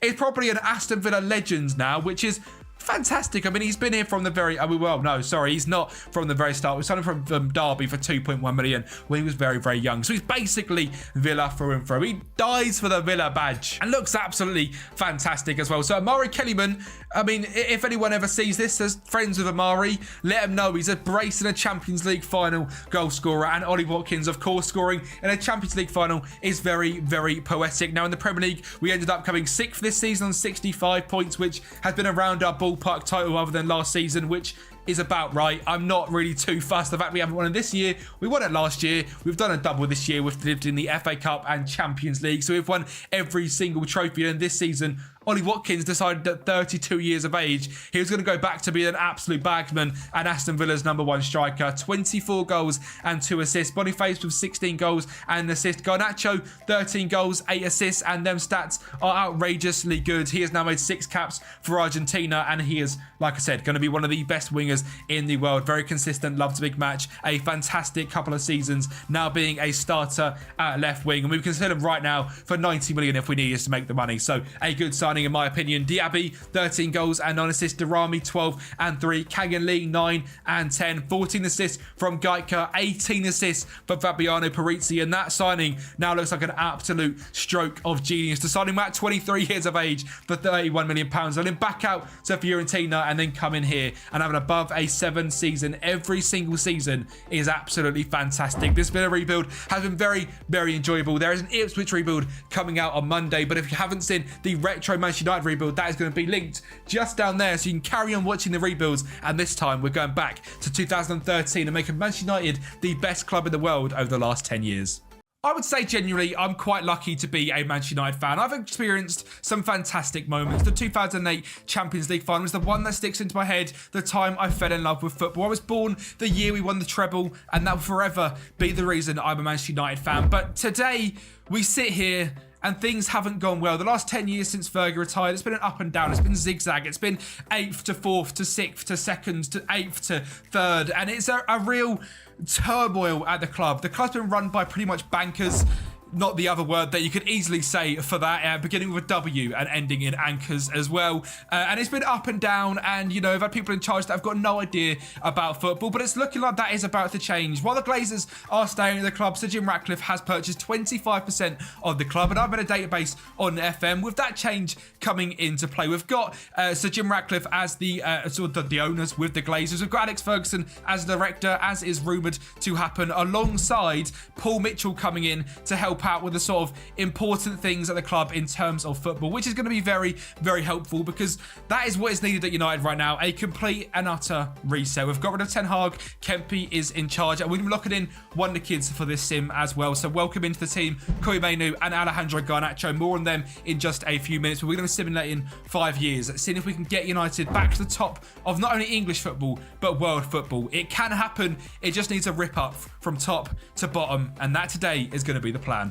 And while Ten Hag is no longer the manager and no longer involved in the club in this alternate universe, we are keeping a Ten Hag style based system, a 4-3-3, which I think is going to work absolute wonders. And you can see 2 players locked into the team, and they're going to be locked into the team for the whole of this 5 years. Welcome the new star at Manchester United, Kobe Mainu. Now this guy on FM, if you do not lock him in position, he does not grow very well, but trust me, by the end of this 5 years, we are going to look at his progress sheet, and he's going to be one of the best central defensive midfielders in the world, not even just in the Premier League. So wait until we see how good King Kobe Mainu turns out in DM. We need to not, go too high on this guy to start things off. He has been so good and so composed in DM the few games he has played there that we're going to have to lock him in for this season, because I want to see how good he can progress. And obviously the wonder, Alejandro Garnacho, scored the best goal I've ever seen, right? This guy, incredible. The overhead kick, the technique on that goal, and in this hostile environment that it was away against Everton after their 10-point deduction,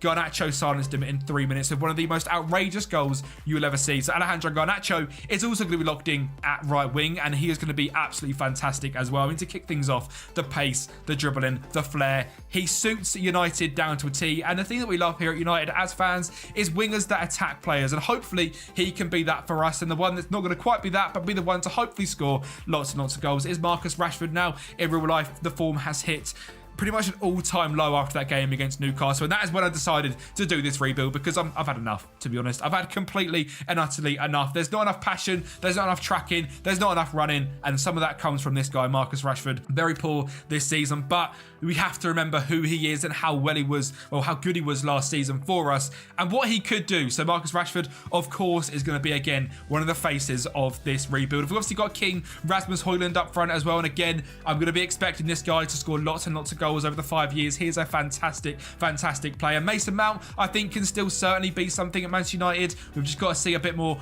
less injuries and more consistency, and he will be a fantastic player, as is Bruno Fernandes. I mean, this guy is never injured, which is one of the best things. Availability is one of the best abilities you can have, and Bruno Fernandes in central midfield for United as a Roman playmaker is going to be lights out good. Left back, Luke Shaw, speaks for itself. Right back is a position we are looking to upgrade next season. This first season there'll be no transfers, but for now, Wan-Bissaka and Diego Dalot can share that role. And for me, I'm not dropping Rafael Varane. Varane has to play. He's so good, and that's one of the things that I'm losing my head with United at the moment, is we're not playing Rafa Varane. Casemiro is always injured, and it's just been, we've been unlucky with injuries, but it's also been just a catalogue of errors. Leacher back from injury as well at centre-back next to Varane, and in goal, of course, Andrew Onana, and I do believe Onana can be that keeper that we've been crying out for. He is good enough. A shaky bit of form didn't hurt anybody. He will turn things around, and that is going to pretty much be our best starting 11 for this first season. We've, of course, got the Premier League, the Champions League, the FA Cup, and the Carabao Cup. I won't be surprised we win nothing this season. We are locking in an 18-year-old in DM to play every single game, so Casemiro is going to be a backup and hopefully a good mentor for him. We're going to see if he gets angry or wants to leave. I wouldn't be that angry because I can see it happening in real life as well. There's obviously links to Saudi with Casemiro, so we might see him go already. Garnacho, right wing, as well, has to play. I'm not going to be playing Sancho because, regardless of what you think about the Ten Hag and Sancho situation, the attitude stinks. He's gone for me, so I'm not having him. Anthony, he's probably going to leave quite soon as well. Not good enough, failed signing. I'm not a Ten Hag, I can get rid of him. So Anthony will also be leaving, hopefully at the end of the season. Maguire, again, a return in form recently, but he's not good enough to be a United player. So we're going to move on, but we're going to hopefully do that at the end of this first season, where maybe we can lift some trophies, but by minimum, top 4 football has to be the priority for season number 1. Well, I tell you what, we nearly actually had an unbelievable season. We got to the Champions League final, which I didn't expect at all. Sadly, we lost to Manchester City, but it won't matter because in a few years they're going to be gone. All right, we'll ignore Manchester City. We took them all the way to extra time when De Bruyne and Haaland decided to score. Haaland also missed a penalty, but I'm guessing scored the rebound. But Champions League final, I would take right now. We are sitting bottom of our Champions League group in real life, and we managed to not do that in this, which is great. Seeing City win back-to-back, it stings a lot, and they've obviously won the Premier League as well, and 101 points. The Centurion for only the second time. We have had a fantastic season, though. 91 points. And on a different season, that's enough to win the league. 91 points is fantastic. 28 wins, 7 draws, and 3 losses. A 54 goal difference. And this is a very, very good season. We've had no one in the top goal scorers list, which I really don't mind. Bruno Fernandes at the top of the assist charts is fantastic. Goals-wise, we were 94 goals. Third, 3 behind Liverpool. Conceded-wise, we shored things up at the back. Just over a goal a game with 40 goals conceded. Possession-wise, 55% of the ball. I'm not too fussed about that. Most shots on target, pass completion, 89% isn't great, but not too bad. Most shots for 593, one more than Manchester City. And it probably shows that having a striker that is guaranteed to score your goals, like a Harry Kane if we signed him this summer, would be massive for United because we are creating a lot of chances in real life. We've done the same here on FM, but Højlund being a little bit raw, shall we say. I'm a huge Højlund fan, but he's a little bit raw.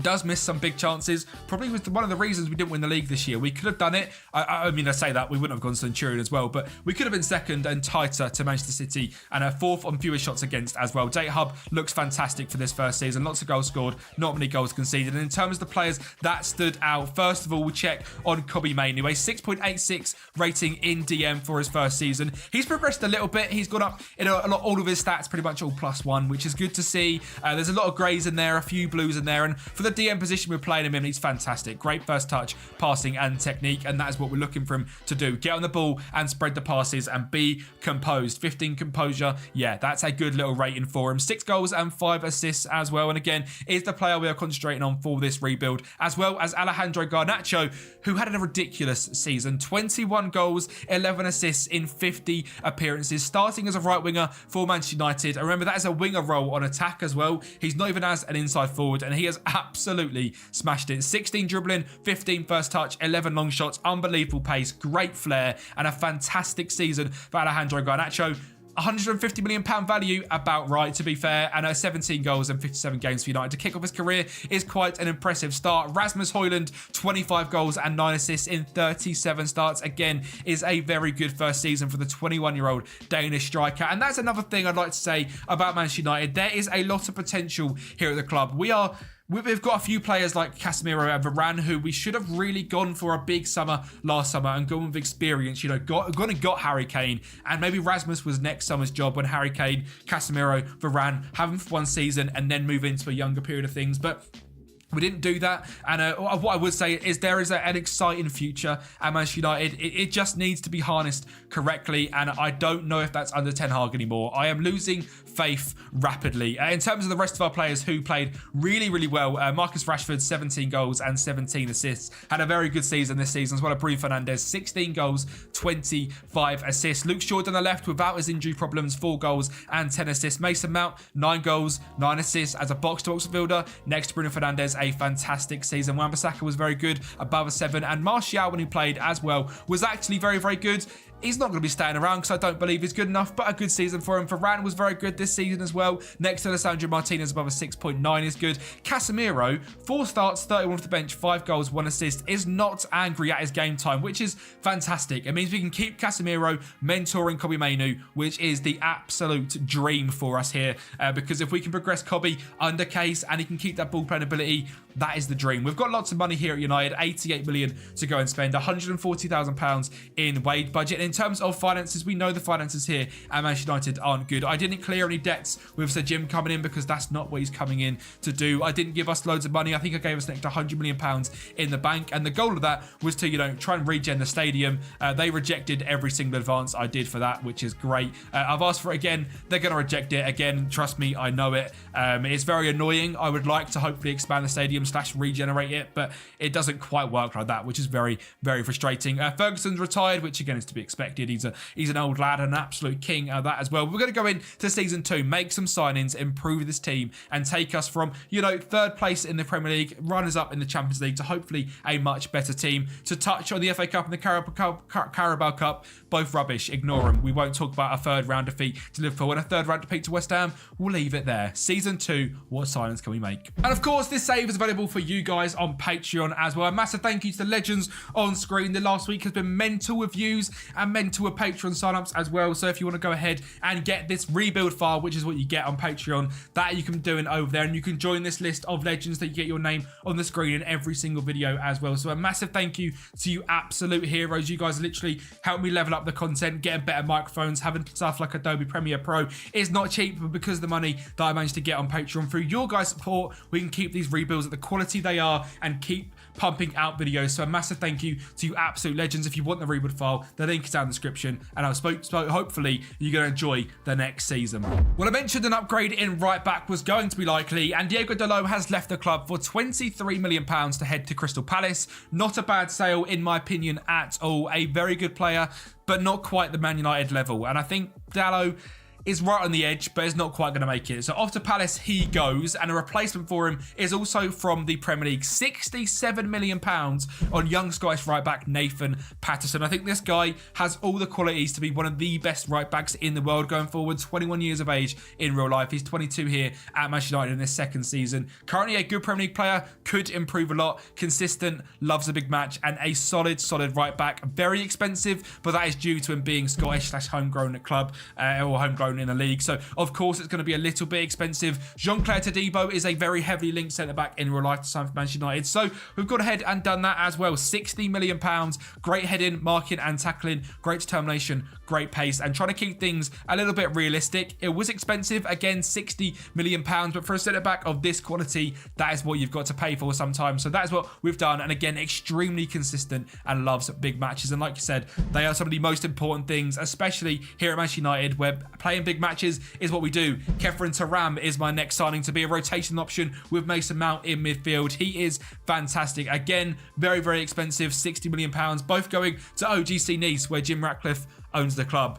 Maybe a little bit of a bookkeeping we could do, but we don't want no charges like Man City, so I take that back. We'll do it all legit. Thank you very much. Thuram looks very, very good, and again, a great rotation option. £145 million in value at a 23-year-old French central midfielder who looks absolutely fantastic. So welcome, Kefren Thuram. Andrea Belotti is the striker I brought in to back up Rasmus Højlund. Now, this is a very shrewd piece of business, in my opinion. A striker we know who can score goals. He's done it across his whole career. 100 goals at Torino, £11 million here at Manchester United, scoring a goal every 3 games at Roma, probably as a backup to Tammy Abraham. Is a fantastic, fantastic signing. An absolute bargain. Consistent, loves big matches, scores goals for fun, and is a bit of business, which I'm very, very proud of, actually. One that I wouldn't normally do, but we've done this time. And then a young winger to sort of back up a man like Garnacho, because we're not going to be replacing him. So Martin Sociek has come in, a Croatian winger from NK Lokomotivia, who I don't know who they are. I don't know who this kid is, but his potential's decent. He's got a decent enough current ability as well if he needs to play.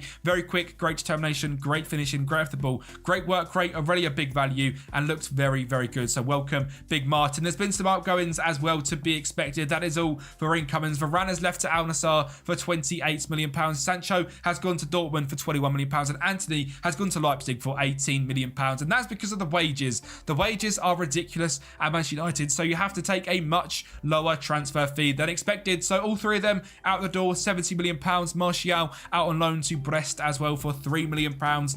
It's a rough day being a United fan sometimes, seeing them lot go for £70 million, knowing we spent £80 million on Anthony, £80 million on Sancho, and 40 on Varane is quite some loss, but it is what it is. We also end up selling Christian Eriksen for £10 million, loaning out Hannibal, loaning out Isaac Hansen-Aaron, loaning out Amad Diallo, loaning Reece Bennett, loaning Collier, and loaning Dermot Mead. If we look at the team as well, Andre Onana in goal, Wan-Bissaka at right back, Todibo, Martinez, Luke Shaw, Mainu, Bruno, Mount, Garnacho, Rashford, Højlund. A very strong team. And then with the backups, we've got players like Bayindir, Lindelof, Thuram, Belotti, Maguire, McTominay, Pellistri, Malacia, Casemiro, Sociek, Nathan Patterson, Dan Gore, Tom Heaton, Will Fish, Amari Forson. Patterson is probably going to start right back more than Wan-Bissaka, but that midfield, very strong with a youngster in DM. Very, very exciting. The front 3, young, exciting, attacking. Hopefully, this team is going to be good enough to take us further in the competitions this year. A better showing in the Cups would be great. A final in the Champions League again would be fantastic, and maybe even lifting the trophy and stopping the utter demolition of Man City at the moment. 4 in a row. It hurts. Let's go into it. Can we stop the City domination? And we're going to see our first trophy come to Manchester in the FA Cup final. It's good to finally win one of these again. And Nkunku into Lukaku makes it 1-0 to Chelsea. But we're going to very quickly show them who's boss. Garnacho down the right-hand side, finds Wan-Bissaka, back to Bruno, into Garnacho. And look how good he is. He progresses so well on this year's FM. Wan-Bissaka to Garnacho again down this right-hand side, being an absolute menace. Finds Højlund as that deep line forward, in behind the inside forward and attacking Rashford. Højlund dropping into that gap and playing that pass is fantastic to see, and we were brilliant in this game. A dominating performance. Looking at the stats, we were massively on top. More XG, less possession, but much more opportunities for us, which is great to see. The final result is what matters, especially in a cup final, and a 2-1 victory is exactly what we went ahead and got, which is brilliant to see. In terms of the rest of the competitions, 3rd in the league was last season, 4th in the league is this season. 91 points, wouldn't have done it again. City winning the league by 1 point against Arsenal, even though they won 8-0 in the final day against Leicester. We managed to draw 1-0 against City, but it wasn't enough, and Arsenal just about lose the title by 1 point. We got 73 points, a 61 goal difference is outrageous. We'll go through that in just a second, but 5 in a row for Man City. I'm starting to think it's not possible to stop them. They are very good. Champions League ran a 16th by PSG, and Carabao Cup 4th rounded by Chelsea. Obviously, we gave them the beat down in the FA Cup final to show them who is boss. Now, in terms of stats, 113 goals this season is ridiculous.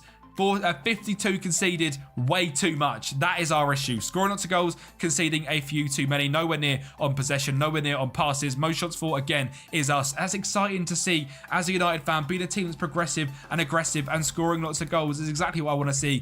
34 goals and 24 assists is a stupidly good season for Marcus Rashford. 31 and 12 for Rasmus Højlund. 22 and 11 again from Garnacho. 20 and 21 from Bruno Fernandes. And a backup striker who's not going to kick his toys out the pram Thuram in Andrea Belotti with 12 goals and 3 assists in 36 games, 30 of them coming off the bench. Kefren Thuram, 9 goals and 7 assists, and Mason Mount with 9 goals and 9 assists, both rotating in that box-to-box midfield role is beautiful to see. Great performance this season from Todibo as well. Casemiro in the games he played was brilliant, played a lot of starts this season, a lot off the bench as well. Palestra at the bench was okay. Luke Shaw with 10 assists again this season is great, and Kobe Mainu, 2 goals, 9 assists, 57 games, starting to progress really well now as Kobe is now a good Premier League midfielder, 77 games under his belt. Another season at around a 6.8 isn't too bad, being 20 years old.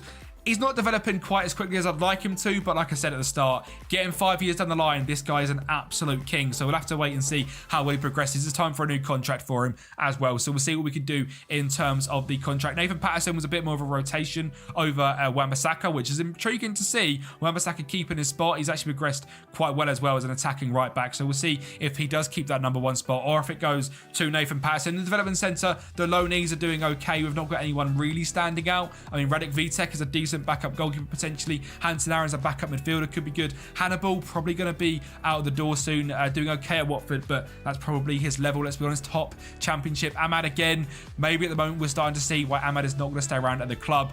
Reece Bennett, Toby Collier, Martial and Dermot Mee again, not good enough, all going to be heading out of the door. Another £80 million to spend, another £400,000 in wage budget. Definitely some outgoings this season as well, though. There's a lot of things to do in terms of the club. We need to get rid of some deadwood. We need to now progress to that next level, bringing in some younger players rather than Maguire and Lindelof at the back, maybe some brand new young centre backs. Let's see what we can do though, start of season 3. Well, as I've mentioned, we are close to being a very, very top side. There's a lot of young players that just need to progress to the next level. We're going to sign a centre back who's already progressed to that next young level. Jorginho Scalvini is going to come in and be the 3rd centre back, maybe even the starting centre back with Lisandro Martinez, Todibo and Scalvini. That is a fantastic trio of defenders. 21 years of age, he has progressed so well. He was expensive, but he is our only standout signing of this summer. We've got another player coming in who's going to be more of a rotation option, but Scalvini for £70 million, improving that defence after conceding 52 goals last season was my main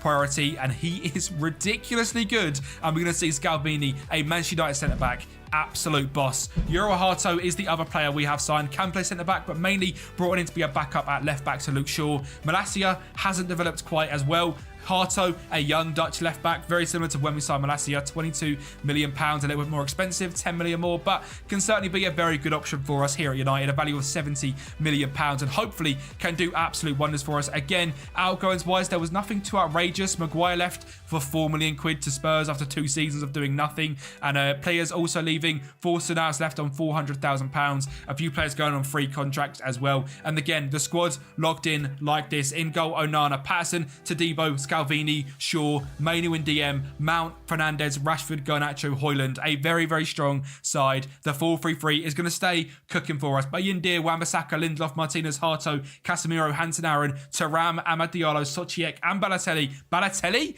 Crikey, I hope not. Belotti as our backup striker. And again, we're in the Community Shield this year, Carabao Cup, FA Cup, Champions League, Premier League. We need more trophies. Just one FA Cup is not enough to satisfy the needs for us Manchester United fans. We need more. We need to stop the City domination. 5 years in a row now. We need to end it. Season number 3. It's actually never going to end. Another Centurion season. 6 titles in a row for Manchester City. It's impossible to stop them. They've now got Florian Wirtz in the team as well, one of the best young midfielders in the world in real life. What a replacement for De Bruyne that is. 100 points, 79 goal difference, 4 losses, 1 draw, 33 wins. We need them to have them charges put against them. 22 wins, 8 draws, 8 losses for us. Again, though, top 4. That is now 3 seasons in a row of securing Champions League football, which is good because that has been one of the biggest issues in real life recently. Goal scored just 79 this season, but we certainly showed the defence up with 45, 7 fewer goals conceded, and a decent enough season here for us. I'm quite happy with how we've done. Højlund had his sort of breakout year, 42 goals, 13 assists. Rashford, 22 and 18. 16 and 18 from Bruno Fernandes. 68 games for him as well. And it's because other competitions went quite well. 12 games, 27 off the bench for Belotti as well with 11 goals. 10 goals, 11 assists. 11 goals, 10 assists for Mason Mount is great. Garnacho, then off. 10 goals, 9 assists, maybe a bit more of a, settling in season. Now he's 21 years of age, a lot of football for him. He has progressed very, very well, let's be honest. He is still going to be a superstar for us, but Garnacho, one to keep an eye on. A little bit of an off season for him with just 10 goals. Thuram, 6 goals, 9 assists, 68 games again for Kobbie Mainoo. And like I said about Bruno Fernandes, availability is sometimes the best ability, and he probably is better suited to that box-to-box midfielder role next to him. But as is DM, is where I see him progressing in real life because of that unbelievable composure, great first touch, great pass. And again, we'll just take a quick look at how his stats have progressed already. Just a very, very quick one. All time, 18 composure as a +2. Free kick taken's gone down because he's not taking them, but +2 passing, +1 first touch, +1 dribbling. Great sort of physical attributes as well. 3 off the ball work, 3 leadership, 1 flair, 3 vision. He's progressing into one of the best midfielders in the world, and he's only 20 years of age still, one to remember. Nathan Patterson unlocked in a right back as well. Yeah, 18 assists. Again, fantastic. Lock him in. He's fantastic. He does very, very well on this game with the right role. Over a 7 average rating, 24 years of age, Scottish right back. Suits us down to the ground, I think. I'm very, very happy with that player to come in. Luke Shaw, 54 starts, 2 goals and 9 assists as well. Very, very good. Casemiro still happy to be at the club. He's wanted now by Saudi, so it might be time to say goodbye. He's 34 years of age, 15 starts, 40 off the bench, 4 goals, 3 assists. Very, very happy with Casemiro. But that is not all the only thing we have to go through, because the Champions League this season, we come runners up, in the first season. This season we're winners, and it's Andrea Belotti lifting us another Champions League, the 4th one. And like I said at the start, I remember the 2008 final. Obviously, I was 9 years old when that happened, and it's one of my first real memories of being a massive football fan. And it's great to bring a Champions League back to Old Trafford as well. And Belotti to score it, of all players, 16th minute. He started this game over Rasmus Højlund. He must have been injured. Rashford, Fernandes, Mount, Thuram, Mainoo. Looks like Fernandes played on the right, which is interesting. Shaw, Scalvini, Todibo, Patterson and Onana. A fantastic victory. Lifting the Champions League as Manchester United is one of my favourite things to go ahead and do. And it's not the only trophy won as well, because the FA Cup, we retained back-to-back seasons. Penalties, Belotti scored again. I'm guessing Højlund was injured because he's not on the bench either. And at the penalty shootout, we went ahead and won. Bruno actually missed as well, but Casemiro, Højlund, Martinez and Facundo Pellistri with the goal scored. Wolves having an absolute stinker, and it's another one that we have gone ahead and won, which is awesome. And the Carabao Cup, we did very, very well in again, but sadly this time we were finalled by Manchester City. A 2-1 loss is a little bit gutting. Did Rasmus Højlund play in this one?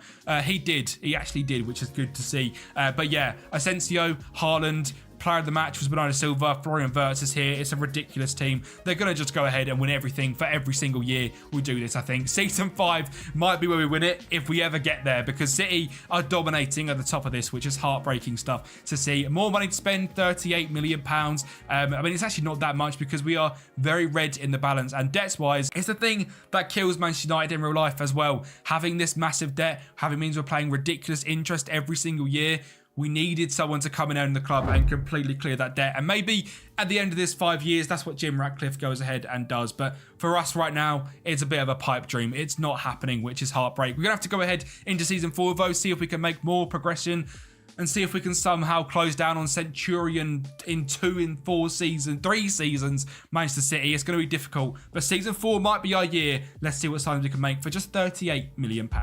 More young players coming in, and just 2 signings this year, Asa Modrigo and Nicolas Jimenez. And like I said, we're very close to being good enough to winning this league. It's just progressing some youngsters. So Asa Modrigo, welcome to the club. £18 million. If you haven't seen the Schalke Rebuild re-release last week, this guy was an absolute king in midfield, and he's progressed into that again here. £18 million is an absolute bargain. Looks like a fantastic midfielder. And Nicolas Jimenez is the other player we signed, a regen centre-back, £6 million. Good enough to be a backup here at United. Again, bring in some youth. Hopefully, he's going to be good enough for us here at Manchester United. Sales-wise, there's not been too much going on. Not a lot's changing, to be honest. Dangor has been sold to West Brom, which is a little bit sad to see. Some loans going out and all that business. We've got a lot of players still looking to leave leave the club on this sort of final day here. But to look at the squad, again, team is looking strong. Onana, Patterson, Scalvini, Martinez, Shaw, Mainu, Fernandes, Mount, Rashford, Garnacho. Højlund's now moved to a complete forward on attack. Bayindia, Wan-Bissaka, Jimenez,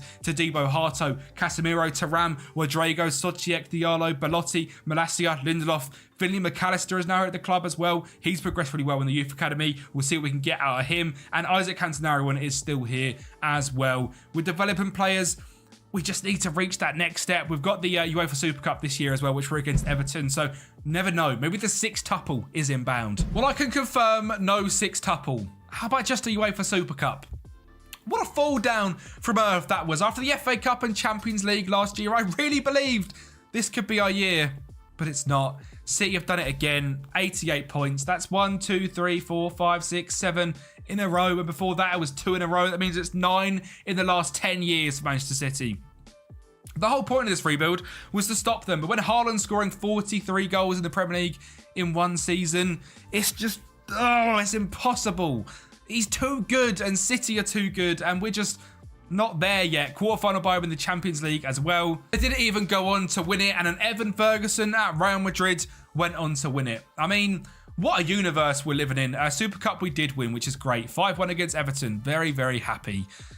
What a pony competition to win. 5th round by Wolves in the FA Cup. 4th round by City in the Carabao Cup. Runners up in the Community Shield by City as well. Heartbreaking stuff. It really is. In terms of goals and assists, Højlund scored 40 odd last season, just 24 this year. Rashford 28 and 14. Garnacho a much better year, 19 and 9. Fernandes 12 and 10, a big drop off. Rodrigo 11 and 5. Mount 9 and 16. Thuram 7 and 8. A fantastic midfield core we've got, and Mainu 6 goals and 8 assists as well. Again, we are now starting to see some real progression. 19 composure, 16 vision, 16 technique, 16 passing, 16 first touch, 16 dribbling, and 16 agility, and 16 decision making. And he's just got 5 determination, which is the weirdest thing I've ever seen. But yeah, he is really, really progressing. We've got one more year with locking in Mainu at DM. A decent season from Todibo as a backup. Shaw with 14 assists as well. And Patterson last year with nearly 20 assists. 5.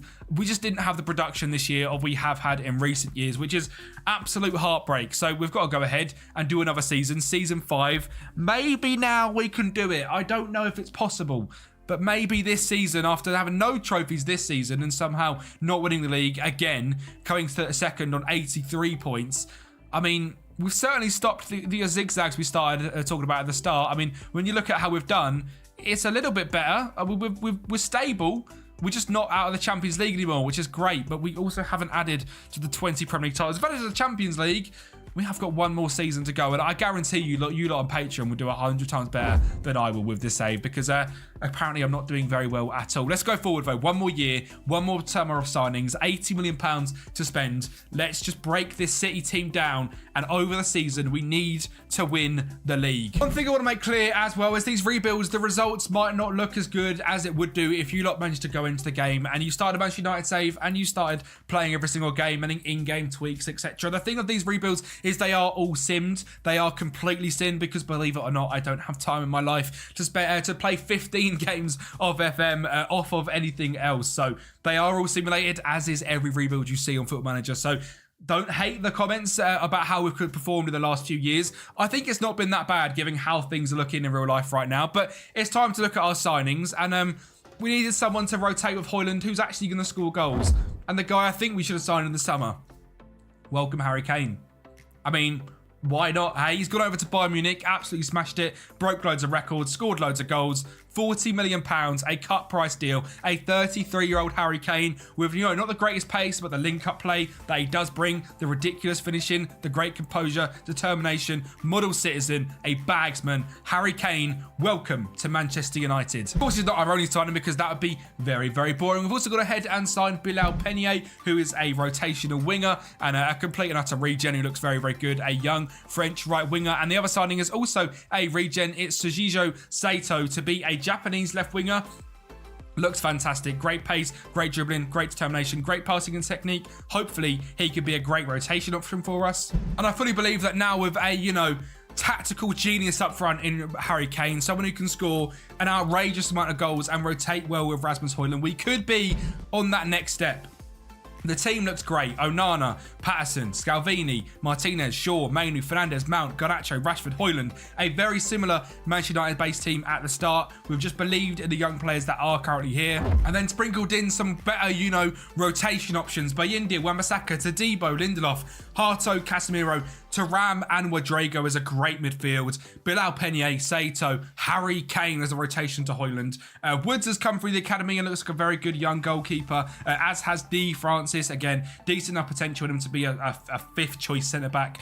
Vinny McAllister progressed really well and actually looks like a very good rotation midfielder. And Springthorpe is another young player that's come through the academy and he looks pretty good, doesn't he? He could potentially be the next star here at Manchester United. So welcome, youngster Mr. Springthorpe with the academy. The rest of the development centre is okay. We've got Lirak Gordon here, who's a young attack midfielder. Great flair, great determination. Would be one of the best players you've ever seen come through a youth academy if it wasn't at Manchester United. Nicholas Jimenez is obviously still here as well, looking to go out on loan, and as is Martin Sociek. Now, this guy was an absolute bargain when we signed him, and I'd recommend you guys to give this guy a chance. He looks very, very good, but I'm happy with the squad. We just need to try and win some trophies. We haven't won the sextuple. We haven't even won a treble. We've won the FA Cup and the Champions League, but no Premier League.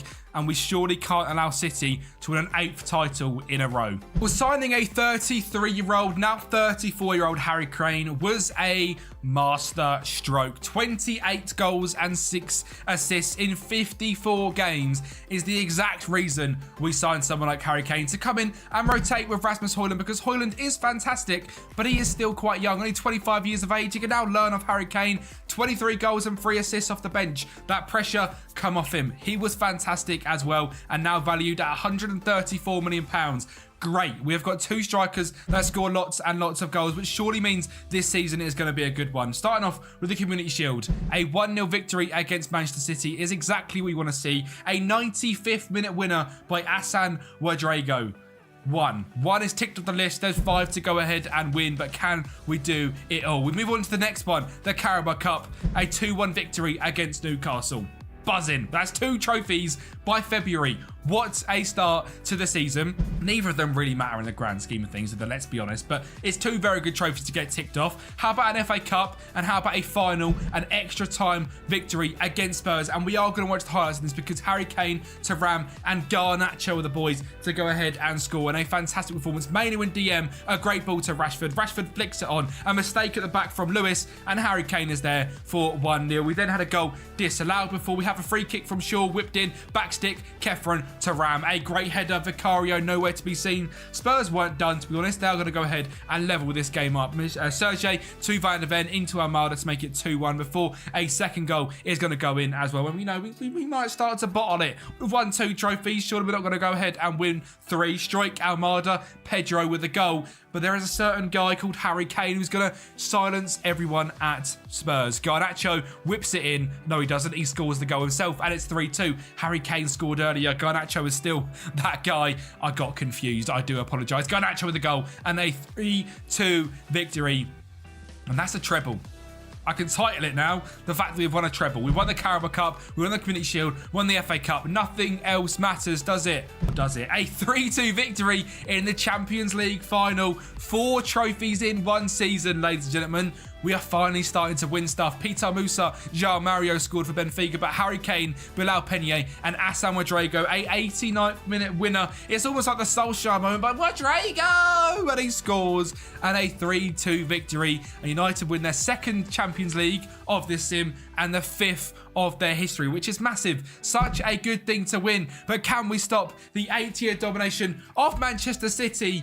Yes, we can. 5 trophies in 1 season. The Premier League, the Champions League, the FA Cup, the Carabao Cup, the Community Shield. What a season. 89 points, dominant season. City then fell off to 67 points. I've got no idea what happened. I don't even care. They're rubbish and I hate them. And goodbye, Manchester City. Maybe they got their deduction this season. 89 points though, 16 clear of 2nd place, Aston Villa. We finally lift the Premier League trophy. And in terms of the stats, we scored the most goals at 105. We were 2nd unconceded with 39 goals. Possession-wise, don't care. Pass completion, don't care. Most shots for. We were an attractive, fun team to watch, and the goals were not just from Rashford and Kane and Højlund. Rashford with 38 goals and 15 assists, 19 and 17 from a 31-year-old Bruno Fernandes at this point, 33-year-old Bruno Fernandes.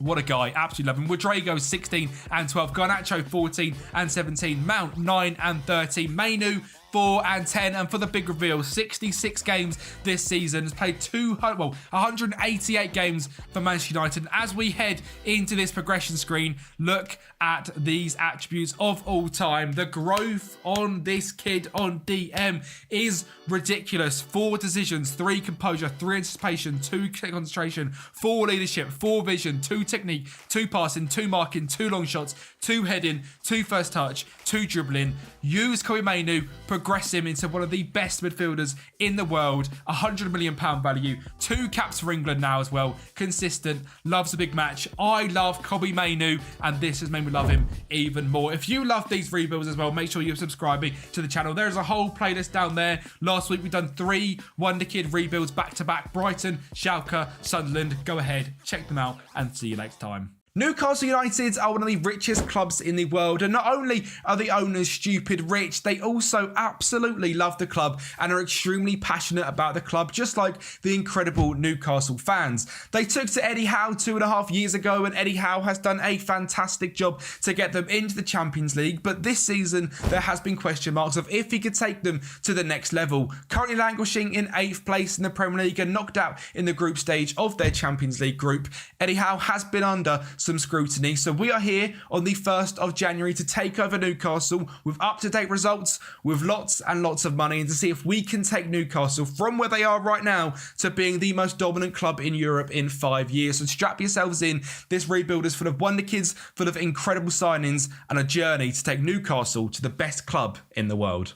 Now, the Newcastle team you see on screen, in my opinion, is pretty much their strongest side, with an absolute gem in midfield as well. We've got Nick Pope in goal, Trippier and Dan Burn as the 2 fullbacks, of Botman and Shara at centre-back, Bruno Guimaraes in DM with Joe Linton, and the golden gem Lewis Miley in central midfielder, who we'll touch on in just a second. Biggie Almiron as the right winger, Anthony Gordon at left wing, and Alex Isaac up top. Backups-wise as well, it's probably where Newcastle start to struggle. We've got Martin Dubravka, a fantastic young right-back in Tino Livramento, Jamal Lascelles, Paul Dummett, and Matt Targett all aren't good enough. Sandro Tonali, of course, is banned for the rest of this season. I'm not sure what I'm going to do with him in the summer just yet. Sean Longstaff and Joe Willock are okay. Jacob Murphy, not quite good enough. Harvey Barnes is decent. And Callum Wilson is fantastic, but is constantly injured. And that is the issue with him and Isaac as well, because Isaac also has his injury worries. Now, I have mentioned Lewis Miley. He is an absolute superstar. And for this rebuild, we're going to be trying to make Lewis Miley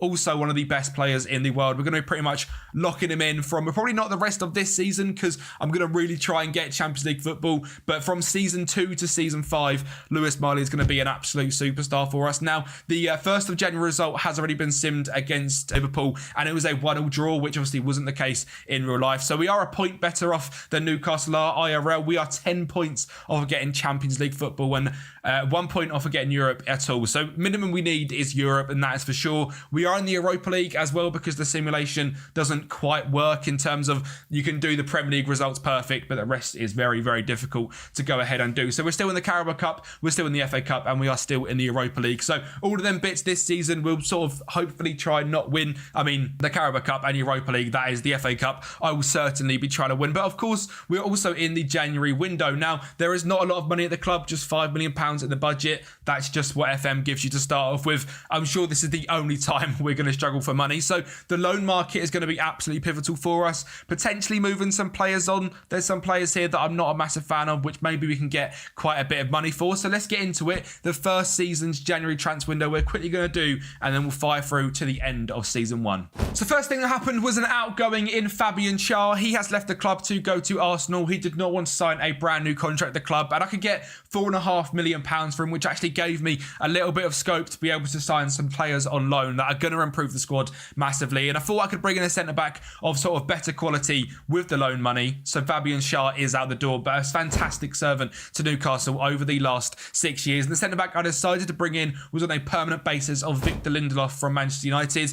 I think he's a slightly better centre-back, not a massively better centre-back, but for £6.5 million, a top-class player that can come in 3 years younger and is already very Premier League proven as well. He's consistent and he absolutely loves big matches. So Victor Lindelof is in to be the partner to Sven Botman for the rest of this season. Fabio Vieira has been brought in from Arsenal on a loan contract. We signed him for just £1.5 £1.5 million for the loan fee, which is absolutely fantastic. So he has come in and he's going to be a brilliant rotation option in midfield. And we've also signed Kang In Lee from PSG, again on loan. This guy can play in the midfield and on either wing as well. And again, a loan fee of just £1.6 million, an absolute bargain to someone that improves the backups and the rotation in this team, and hopefully is going to help take us to the next level. January has been so, to be honest. We beat Leicester in the quarterfinal of the EFL Cup, and then I believe we've lost to Spurs. We won 2-1 in the first leg and lost 4-0 in the away leg, so we are out of the Carabao Cup, which is probably quite a good thing because they are also in real life. We beat Birmingham over 2 legs in the FA Cup, so we are through that. We lost to Manchester City in the league, which is slightly frustrating.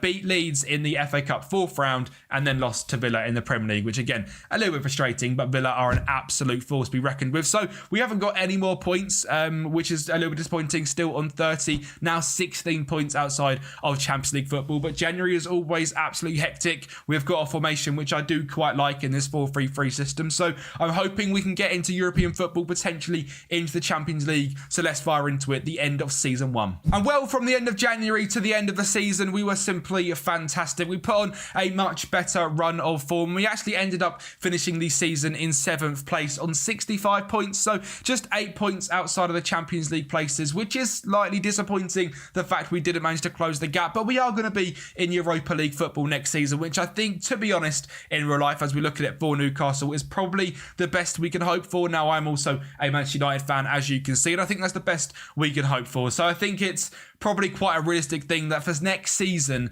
we're going to be in the Europa League. Now, the Europa League, we didn't win this season. We got quarterfinaled by Roma, who went on to the final and lost to Liverpool, who are probably going to win it, let's be honest. The FA Cup, we had a fantastic run. We got to the semi-finals and faced Manchester City and lost it. We can't really argue with that. Of course, they went on to go ahead and win it. And the Premier League table, obviously, this season has been fantastic in real life. And Manchester City, according to Football Manager, are going to come back and dominate the league. They got 86 points, Arsenal on 82, Aston Villa securing 3rd on 80, and Liverpool are going to fall off to 4th place on 76. Relegated are the 3 that are there in real life right now: Burnley, Luton and Sheffield United. And as we look at our finances for this season and for this summer, it's going to be very fun. 150 million to go ahead and spend, 160k in wage budget. Development centre, we've been doing okay. And the players that really stood out for the second half of this Premier League season were, of course, Alex Isak and Callum Wilson. 17 goals for Isak and an assist, and Wilson as his backup with 12 goals as well, which is great to see.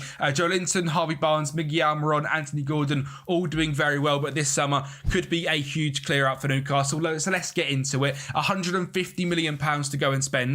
Let's have some fun. And fun we shall have, because welcome in Victor Osimhen. He is the cover star of this rebuild, and an incredibly unrealistic signing for Newcastle at this point, especially dropping down to the Europa League. But it's a Newcastle rebuild.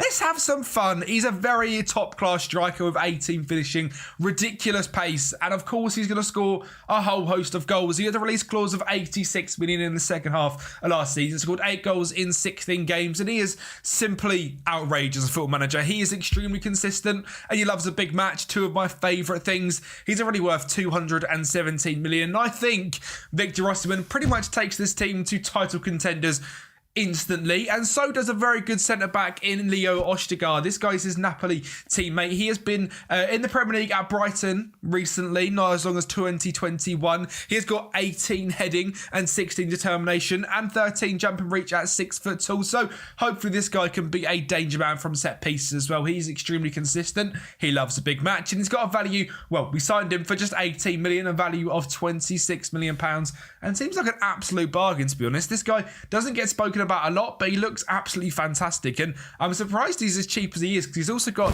the ambitious personality, which is great to see. They are pretty much 2 of our biggest signings. Obviously, the signing of Lewis Hall has been confirmed. This one is happening in real life, and he's a fantastic young left back / central midfielder. I'm not sure if he's actually going to, get picked up in real life. I think there's quite a lot going around about he's not really doing very well at Newcastle, but we shall see. I think he's great at FM, so we'll see what we can get out of him. And one signing that I also made was Savio. This guy's been killing it as Girona in real life, and I believe he come through the Man City sort of weird system thing, which is why he's now at Girona, and he's been at Troyes as well, I think, a part of that Forgive me if I'm wrong, but he looks absolutely fantastic. 18 dribbling, 16 first touch, 16 flair, and great pace. A value of up to £70 million already, and we signed him for just £12 million. An absolute bargain, and yeah, I think that makes sense that he's part of the Man City thing, to be honest. But he looks absolutely fantastic, and again, is going to be here for many years to come. I think he improves our wing position a hell of a lot. And the only other signing I have made is to play sort of the Dan Burn role in that left back is Mario Hermoso, very similar to Dan Burn, a big centre back that can play as a full back and support. So we're going to have sort of that 3-back system as Trippier, or the right wing back, who this season is not going to be Trippier, goes up and attacks a hell of a lot. And the reason I say it's not going to be Trippier is because in real life he's fallen off a little bit, and Tim Livramento looks fantastic. So this is the team we have got for season number 2. It's Nick Pope in goal. It's Livramento, Ostergaard, Botman, and Lewis Hall as the back four, with Bruno Guimaraes, Joe Linton, and Tonali in midfield, with Anthony Gordon, Isaac off the left, and Osimhen up front. Now, the reason I've got Isaac off the left and signed Osimhen is because obviously we've signed Osimhen. I think Isaac is good enough to play off the left wing. He has to be improved there a little bit, but as an inside forward, we saw it last year at times for Newcastle with Callum Wilson up front and Isaac off the left. It could work very, very well. And I think Anthony Gordon is fantastic and can certainly do this role on the right-hand side. And if not, I'm sure Savio can come in and do it as well. The backups were looking like Dubravka, Trippier, Lindelof, Hermoso, Dan Burn, Sean Longstaff, Lewis Miley, and Joe Willock, with Savio, Harvey Barnes, Callum Wilson, and Elliot Anderson. A very strong side. Obviously, this season we're in the Europa League, FA Cup, Carabao Cup, and Premier League. And in terms of outgoings this summer, there was not a lot done in just that bit there, but we did sell players at the end of the season. Miggy Yarbrough left to Chelsea for £33 million, and Jacob Murphy went to West Ham for £12 million. So some decent sales in the summer as well. Let's get into season 2. I'm expecting a much better season than last season. This is the season we kick on. We go for Champions League football. Now, first things first, I want to show you guys what we did with the team as we locked in Livramento, Lewis Hall, and Lewis Miley into the team. Livramento this season played 56 games, got 4 goals and 10 assists. A fantastic season as a first-time right-back starter for Newcastle. Lewis Hall started in this left-back role and was okay. Pretty made my decision up that he's not going to be our starting left-back going forward. 59 games, just 2 goals and 7 assists with a 6.78 average rating. But Lewis Miley was absolutely fantastic. At 18 years of age, now turning 19, 61 appearances overall with 7 goals, 7 assists, a 6.89. He's progressing very, very nicely. We'll, of course, go through his progress at the end of this rebuild and track every single stat and see how he has done. We've done that a lot recently on our rebuilds. In terms of competitions, it was a slightly disappointing season this season, finishing in 7th place again, just 5 points off that Champions League spot. But you can see we've got the UCL next to our name, and that's because we did win the Europa League, which is a very, very good season indeed. We'll watch the highlights of this one. We faced Celtic in the final, who are a decent side, but I would expect us to win. And winning in extra time is a little bit disappointing, to be honest. I'd like to have done a little bit better than that, but it is what it is.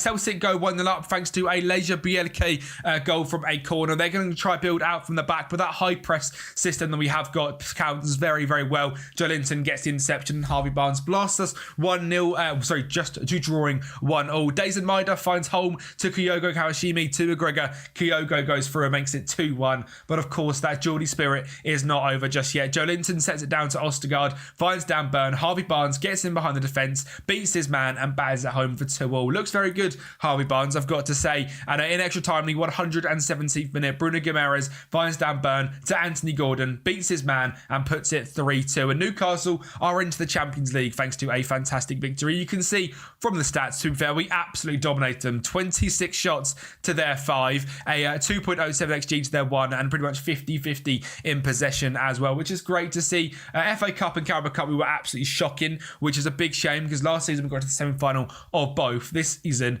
4th rounded by Birmingham in the FA Cup, quarter-finaled by Nottingham Forest, which is disappointing, but it sets up season 3 quite nicely because now we need to show some consistency in the league. We've got £240 million to spend, which is a little bit of cash. I think we can bring in a couple of players for that. 500k in wage budget as well. We sort of know now that Lewis Miley is going to be one of our starting midfielders. Livramento is going to be starting right back, but a new left back is needed because Lewis Hall is not quite cutting the mustard, that's for sure. Victor Osimhen this season was brilliant. 34 goals in 2 assists in 41 games.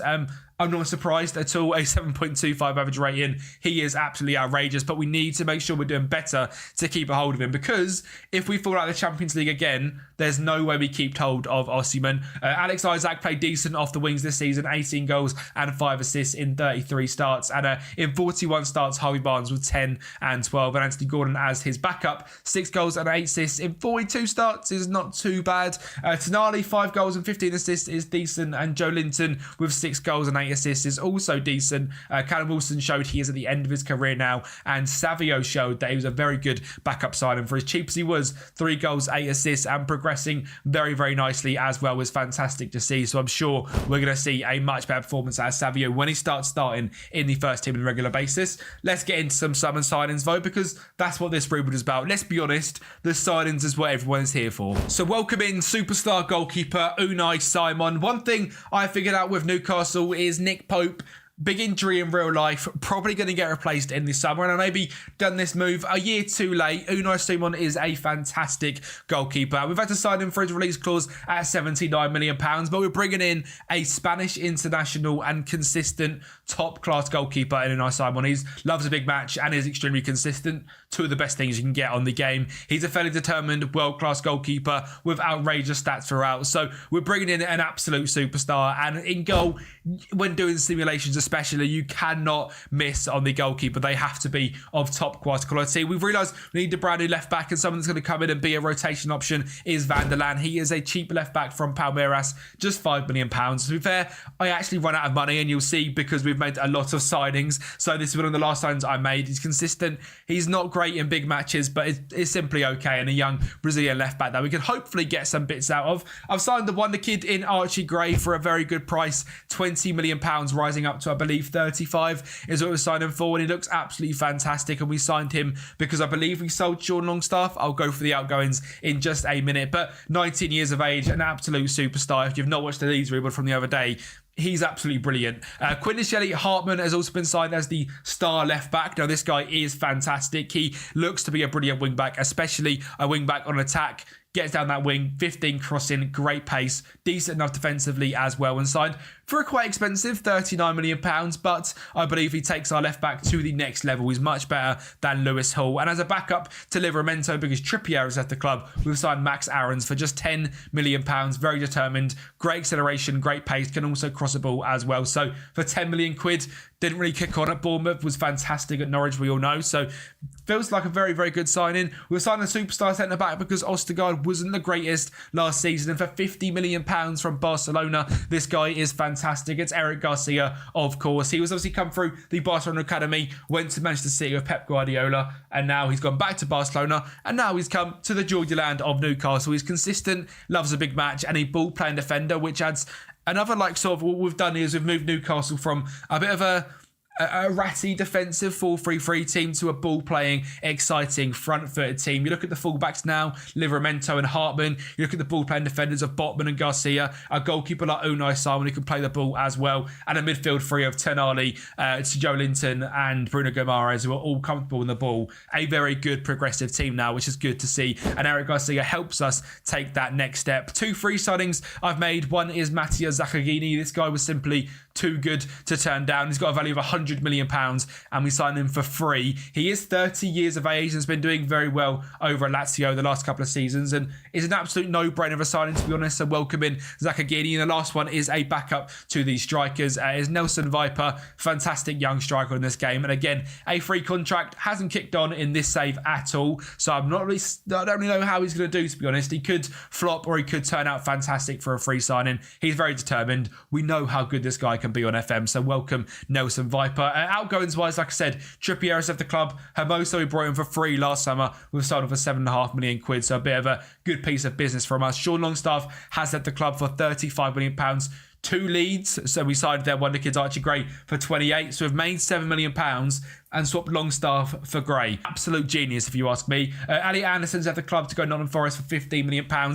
with Lewis Miley coming through, he's sort of not kicked on and has, been replaced. Joe Willock's left the club to Tottenham for £31 million as well. So outgoings-wise, we've cleared out some deadwood and we've certainly made the team more exciting. And like I said, we've now built that sort of ball-playing team. Simon, Livramento, Garcia, Botman, Hartman, Bruno G, Miley and Tonali, Isaac, Zakagini and Osimhen, Nick Pope, Aarons, Lindelof, Ostergaard, Van der Laan, Lewis Hall, Joe Linton, Archie Gray, Savio, Barnes, Viper, Dan Burn, Leo Shahar, Yakuba Minte and Anthony Gordon as the backups as well. A serious improvement has been made in the whole squad, which is what Newcastle are lacking in real life. We went through at the start and it was Jamal Lascelles and Paul Dummett still here. We've now got Ostergaard and Lindelof as the backup centre-back. So a big improvement, which of course helps us massively now. We're in all these competitions, the Premier League, the European/South American Club Challenge, the Champions League, the UEFA Super Cup, the FA Cup and the Carabao Cup. We now need to start lifting some more trophies. Just a Europa League to our name so far. Let's just times that by 2, shall we? Let's get 2 trophies in this window. Let's go. Well, we've brought the FA Cup to the Geordie land of Newcastle. Joe Linton with the header to kick things off. And as Szoboszlai is down injured, we move on very quickly. And Tonali bursts us home to go 2-0 on, even though now Savio's down injured. A savage game between Liverpool and Newcastle. Some great play from us there, spreading the play right to left. And Zakagini finds the top corner with an actually outrageous finish. Kelleher was getting no near that. We were absolutely dominant again. 17 shots to Liverpool's 10, showing we have progressed into a very good side. And great to tick that one off the list because that's the only trophy won this season, which is a little bit disappointing. And in the Premier League, again, we didn't have the greatest of showings. We come 6th place on 74 points, and we've got a long way to sort of confirming the sort of title of this video of becoming dominant in Europe. That was the whole point of doing this Newcastle save. And so far, we've not even won the Premier League. We're about to go on to Season 4 and Season 5. So we pretty much need to win it back-to-back from here. But the good news is we are only 6 points off top of the league. It's a very tight Premier League, which is good to see. So we finished on 74 in 6th. Liverpool in 76th and in 5th. Chelsea on 74 in 4th. Villa on 79 in 3rd. Arsenal on 79 in 2nd. And United won the league on 80 in 1st. Man City dropped all the way down to 8th place this season on 64 points. I can't imagine Pep's there anymore. He's not. Sean Gautier is the new manager of Man City. Of course, as an interim. That I was about to say, what on earth is going on there? Very interesting. But yeah, that was sort of the season, really. Sadly, in the Carabao Cup, we were semi-final by Arsenal. We did win the UEFA Super Cup, which is great. I don't really care about that one, to be honest. And the Champions League, we ran a 16 by Arsenal, who I believe got to the final. They didn't actually get to the final. They got to the quarterfinal and were knocked out by Chelsea, which is disappointing. The fact we didn't even lose to the winners. In terms of the squad, we obviously did very well this season. 27 goals from Isaac, who actually outscored Osimhen with just 25 goals. Gordon with 13 and 6. And I'm surprised Osimhen isn't asking to leave yet, to be honest. 5 goals and 16 assists from Tonali, 7 and 12 from Savio, 8 and 2 from Zakagini, 9 and 4 for Harvey Barnes, and 13 goals and 6 assists for Anthony Gordon, who has proven to be a real star player in this Newcastle team, even though we've spent now around £300 million. So seems like an absolute bargain of a signing a few years back. Season 4 has to be the season we progress massively now. We've been quite disappointing so far in this rebuild, but bear with me, we're about to take a big step up next. And that big step up is going to happen with just 3 brand new signings and a tactic change. Signing number 1 is Florian Wirtz. He is an absolute superstar central attack midfielder, and his stats show it all, exactly why he is quality. And he's going to come in to a central attacking midfielder role. He cost us just £76 million, which, in my opinion, for a cam of this level, with these sort of hidden stats of extremely consistent and loves big matches, is an absolute bargain. So welcome in Florian Wirtz. Callum McKenna is a goalkeeper I've signed for £3.3 million. He looks absolutely brilliant. He's a young Scottish lad, and he's got potential to be 3.5-star kind of ability. Already a 2-star player. So I'm from Queen's Park in Scotland. So if you're doing a save in the Championship or someone like that, this guy could be a serious pickup. And already a value of £35 million. Is the Scottish number 1 at 19 years of age. I've never seen him become this good before. Welcome, Callum McKenna, absolute hero. And the last signing is a big centre-back upgrade in Bremer. £57 million from Juventus. Again, adds that defensive quality into the team. 17 tackling, 17 marking, 15 heading, 16 jump and reach, 18 strength. Very fast. an absolute superstar of a centre-back. And like I said, the tactic has now changed into the best 4-2-3-1 by Josh Daly. So shout out to Big J Dizzle. He has allowed me to use this tactic. Unai Simon in goal, Livramento and Hartman as the two fullbacks, Bremer, Botman, Bruno Guimaraes and Tonali as a double pivot in the sixes. Isaac, Savio, Wirtz, Osimhen, a very strong side. McKenna, Aarons, Garcia, Lindelof, Joe Linton, Archie Gray, Lewis Miley, Anthony Gordon, Zakagini, Nelson Viper, Leo Shahar and Yakumba Minty are here at the club. We are about to make a big old stride into winning some trophies. Premier League, Europa League, FA Cup, Carabao Cup, Community Shield, all coming up, hopefully, in season number 4. The best thing you can do when going for lots of trophies is lifting the Community Shield at the start of the season. Get the season off on the right foot, and we did end up winning this one on penalties against Manchester United. Anthony Gordon with the goal for us, Rafa Varane for Manchester United, and that is exactly how you need to start your season. The way you end your season is by winning a European trophy, and the Europa League has come home to Newcastle. A 3-2 game against Spurs, a very tight one, a very difficult one, but Max Aarons got us underway with a goal in the first 10 minutes. It took all the way to the 70th minute for the rest of the goals to come through. Heung-min Son at the back post makes it 1-1. Unai Simon definitely could have done better that one. We're going to see here a massive mistake from Son, and Osimhen gets on the end of that one as they try to go back pass to the goalkeeper. And Atioglu is in goal, makes a mistake, and Osimhen punishes him for that one. Miley and Cam now finds Lindelof out on that right-hand side. He's going to get in the ball in the box. And Osimhen wants Champions League football. So there he goes and makes it 3-1, a fantastic finish. And now Spurs are going to score with a last-minute goal. Robert Renyan from distance does end up scoring and making it 3-2, but we couldn't care less. Another game we dominated, another final we have won. A 3-2 victory in the Europa League, a victory in the Community Shield, and a victory in the Premier League as well. 88 points. Like I said, it wasn't too big of a step up we needed to make. Just, I think, 12 points and a few tactic tweaks and a change in signings into Florian Wirtz and Bremer. Getting some top-class ready-made players has made the difference. 88 points is what it took to win the Premier League this season. 10 draws is a little bit too much for me, but just 2 losses show we were very, very hard to beat, and 26 wins was enough. Osimhen outscores Haaland, outscores Nunes, gets most average rating, gets most player of the matches, and Max Aarons with the second most assists to Sterling on 14 means we had a fantastic season this season. Look at the goals. Osimhen scored 60 goals this season. Alex Isak with 23 goals and 13 assists. Anthony Gordon, 21 goals and 13 assists as well. Matthias Zakagini with 15 and 11. Savio, 14 and 15. Florian Wirtz, 9 and 11. Bruno Guimaraes, 6 and 6. Bremer, 6 goals, no assists. And then that heading helped us a lot. Quintana hit Hartman, 13 assists in 3 goals in 49 games. And Max Aarons, 27 starts, 29 off the bench, 20 assists. Livramento, when he started, got 19 assists, and Tonali with 12 assists as well.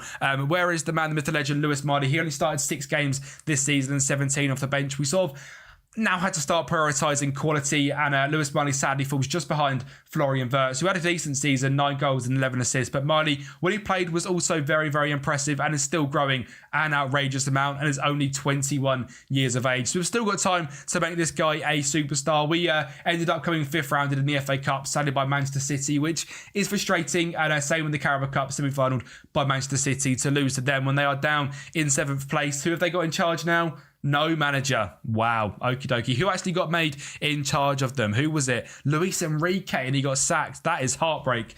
City winning the Conference League. That's hilarious. I cannot wait to see that in real life. Data Hub wise as well, I think I have to show you, we were incredible with goals this season. 2.87. And as we look through the stats of the whole team as well, 109 goals scored this season. This tactic is very impressive. I did make a few tweaks to it. I made it slightly more defensive than the attacking variant that Josh Daly did end up releasing. I've made it a slightly more defensive variant, made it wing backs on support rather than an attack. And I dropped it to positive, dropped the line, I think, from high to medium, because our team isn't absolutely fantastic. And I'll say that when downloading tactics, be very clever with what you do, because my team didn't suit that ultra attacking 4-2-3-1, but I could see the tactic would work very well with a few tweaks. So that's what you got to do also when downloading tactics. So just make a few tweaks here and there to what suits your team. I knew the high line wouldn't help us much. Botman isn't the quickest centre back in the world. Bremer is fairly quick, but not the most. And when a wing backs are going to bomb forward, a high line is not going to be helpful because we're going to get caught out way too much. So I dropped that high line,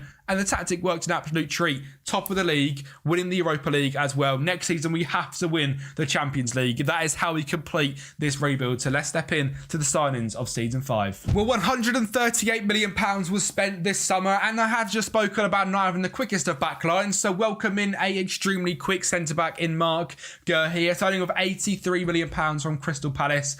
I love this guy. He is fantastic. He's very quick. He is absolutely outrageous in pretty much every stat you want as a centre-back as well, which is great to see. He's extremely consistent. He loves big matches, and a signing of £80 million is an absolute bargain fee for Mark Guehi. And of course, it's not the only signing we've made this summer as well. We've also improved our left-back position just ever so slightly from Hartman to Milos Kerkez. This guy is at Bournemouth in real life and was a signing in the summer from AZ Alkmaar. A huge fan of Milos Kerkez. He is absolutely outstanding. Very determined, very good young left back as well, and he's now signed for us here at Newcastle. The Hungarian cost us 50 million quid, but after 4 seasons of consistently playing very well in the Premier League, I'm not surprised at all. He's consistent, he loves a big match, and was probably my favourite left back to sign last year. So welcome in Milos Kerkez. And the last signing I have made is one for anyone that does pick this up on Patreon, is Luan Felipe. This guy is a fantastic young striker, looks very, very good, and was signed for like £7.5 million. A quick touch on Patreon. Thank you to the legends on screen right now. If you guys do want to help support the channel in any way, or gain access to this exact save file with Newcastle, either at the start of it, in the start of Jan with the up-to-date results, or at the end of it with how we finish in Season 5, which is absolutely outrageous. That is all on the Patreon for £5 a month. So a massive thank you to anyone that does go ahead and do that. The tactic this season is the exact same, of course, after last season, but the team is looking extremely, extremely strong. Simon in goal, Livramento, Kerkez, Botman, Guehi. Such a strong young defence. Tonali and Bruno G in midfield. Isaac, Savio, Wirtz and Osimhen up front. Backups wise, young McKenna in goal. Aaron's at right back. Garcia and Bremer as the 2 backup centre backs. Remember at the start of this, it was Lascelles and Dummett. That's how much we've improved. Hartman, Joe Linton, Archie Gray, Gordon, Miley, Zakagini, Nelson Viper, Leo Shahar, Leo Ostergaard, Yakumba Minte, Lilian Filippini, and Victor Lindelof are all still here. A very, very strong Newcastle side. I would say, honestly, quite a realistic rebuild as well. And as we actually look through, I sort of said it wasn't going to be realistic, but as we look through the signings we've made, I wouldn't say there's anyone here that is absolutely outrageous other than Victor Osimhen. I think we've done quite well with spending money. I mean, over 5 years, around 600 million, I don't think is that bad, especially when selling around 175 million. So around a £400 million net spend with a club like Newcastle looking to get to the next level, ending up with the team we have. I think that's quite a good rebuild. So let's get into Season 5. Let's see how we can do for Season 5. Well, I've had to speed the clips up. That is how many trophies we have won. Signing number 1, not signing. Trophy number 1 was the Community Shield. Livramento got off to a fantastic start before Botman blasted it home into the top corner. Some fantastic play before Wirtz gets down the right-hand side, gets it in the box, and Osimhen makes it 3-0 against Chelsea. Tonight with the corner, backstick, Osimhen makes it 4-0. Chelsea go ahead and score. We don't care about that. A 4-1 victory and an absolute battering of Chelsea in this one. We just got to add 18 shots to their 16. 51% possessions, their 49%. XG 3.81 to their 1.94. A fantastic way to kick the season off against a very, very strong Chelsea side as well. We then moved on later into the season and saw the Carabao Cup come into things, where we faced against Manchester United in the final. And of course, again, we absolutely battered them. An Osimhen penalty got us underway before a corner whipped into the box. Archie Gray gets it down, heads to the byline, pulls it back to Livramento, who fires it towards Savio, and it comes off him, and we score again. Aaron's intercepts the ball up to Rashford. Wirtz finds an outrageous pass to Osimhen, and he bags it home for 3-0 in the 82nd minute. And Manchester United were very quickly dispatched of as well. So to tick it off already, Community Shield and Carabao Cup have already been won. Can we do the domestic double over Manchester United? Alexander Isak got to find a way with a goal from the penalty spot, and a goal this time from Yakumba Minte. Hartman gets down to the byline, whips it in, and Minte with the goal. Just a quick shout out to Yakumba Minte. Not many people know about this guy. He is a fantastic youngster from Gambia. He's at Newcastle in real life. I believe he's out on Feyenoord on loan this season. He is indeed. And he was actually quite good in this rebuild, progressed very nicely. Just a quick shout out to your boy Yakumba Minte, a fantastic young player indeed. We then had the UEFA Super Cup, which is actually, of course, at the start of the season. I won't show you the highlights of this one because we'll have a million highlights. Trust me, there's still more to come. We won 2-1 in the Super Cup against PSG. Osimhen and Botman got goals, Gonçalo Ramos for PSG. And you can see from the stats how dominant we were and what a super team we have built. And that's against the PSG team with Kvaratskhelia, Gonçalo Ramos, Nicolo Zaniolo, Xavi Simons, a very strong side. We've played them off the park and absolutely dominated them. The one trophy we really wanted to win this season was the Champions League, and we faced up against Bayern Munich in the final of all teams. And the Bayern Munich team with Jeremy Doku, Yasser Asprilla, we were better. We won this game 4-3. Livramento gets it in to Lewis Miley, who scores in a Champions League final for Newcastle. Hartman finds Miley. Hartman finds Miley.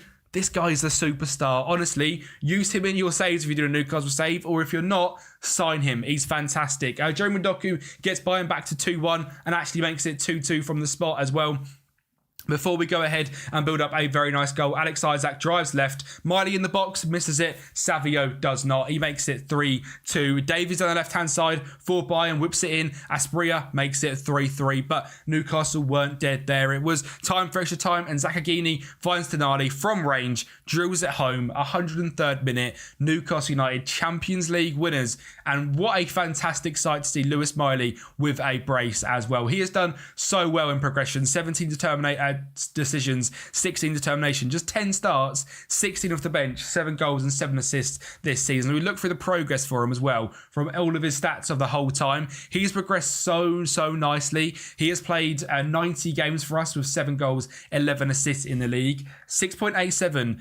Given the fact this guy's 21 now, 22 years of age, and we're a team which is pushing every single boundary, that is extremely impressive. And 2 goals in a Champions League final. That is nothing to snuff your nose up at. And we weren't done there either, because we also won the Premier League with 80 points this season, 49 goal difference, 6 losses, 8 draws, and 24 wins. A fantastic season.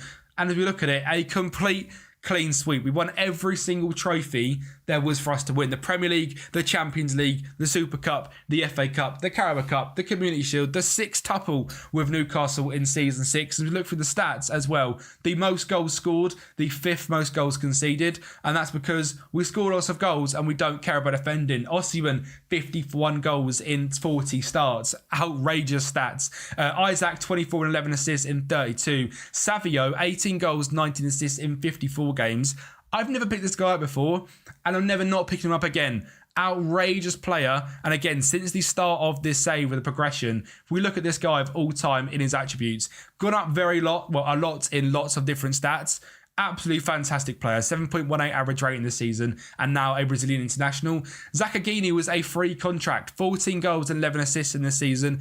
Brilliant player. If this guy comes available, go ahead and get him. He's fantastic. Florian Wirtz, 13 goals, 20 assists. Livramento, 14 assists. Another player to shout out, a youngster at Newcastle in real life right now. Look at his progression all time at right back. Plus 3 anticipation, 3 concentration, 2 decisions, 2 leadership, 3 positioning, 2 vision, 3 marking. Defensively, he's made a massive upgrade, and already going forward, he's fantastic. So what a player he has been. And the last player I want to shout out is Anthony Gordon. This guy has been fantastic in this whole save. He obviously at Newcastle right now is a bit of a standout player for them. Even when going forward to the next level, Anthony Gordon can still be a superstar for Newcastle. We have dominated the Premier League, back-to-back wins. We have just won the Champions League. We've won every single trophy there is to win. The Newcastle Rebuild is over. If it's the first rebuild you're watching the channel, there's lots more down there, just like the Leeds one released just on Friday.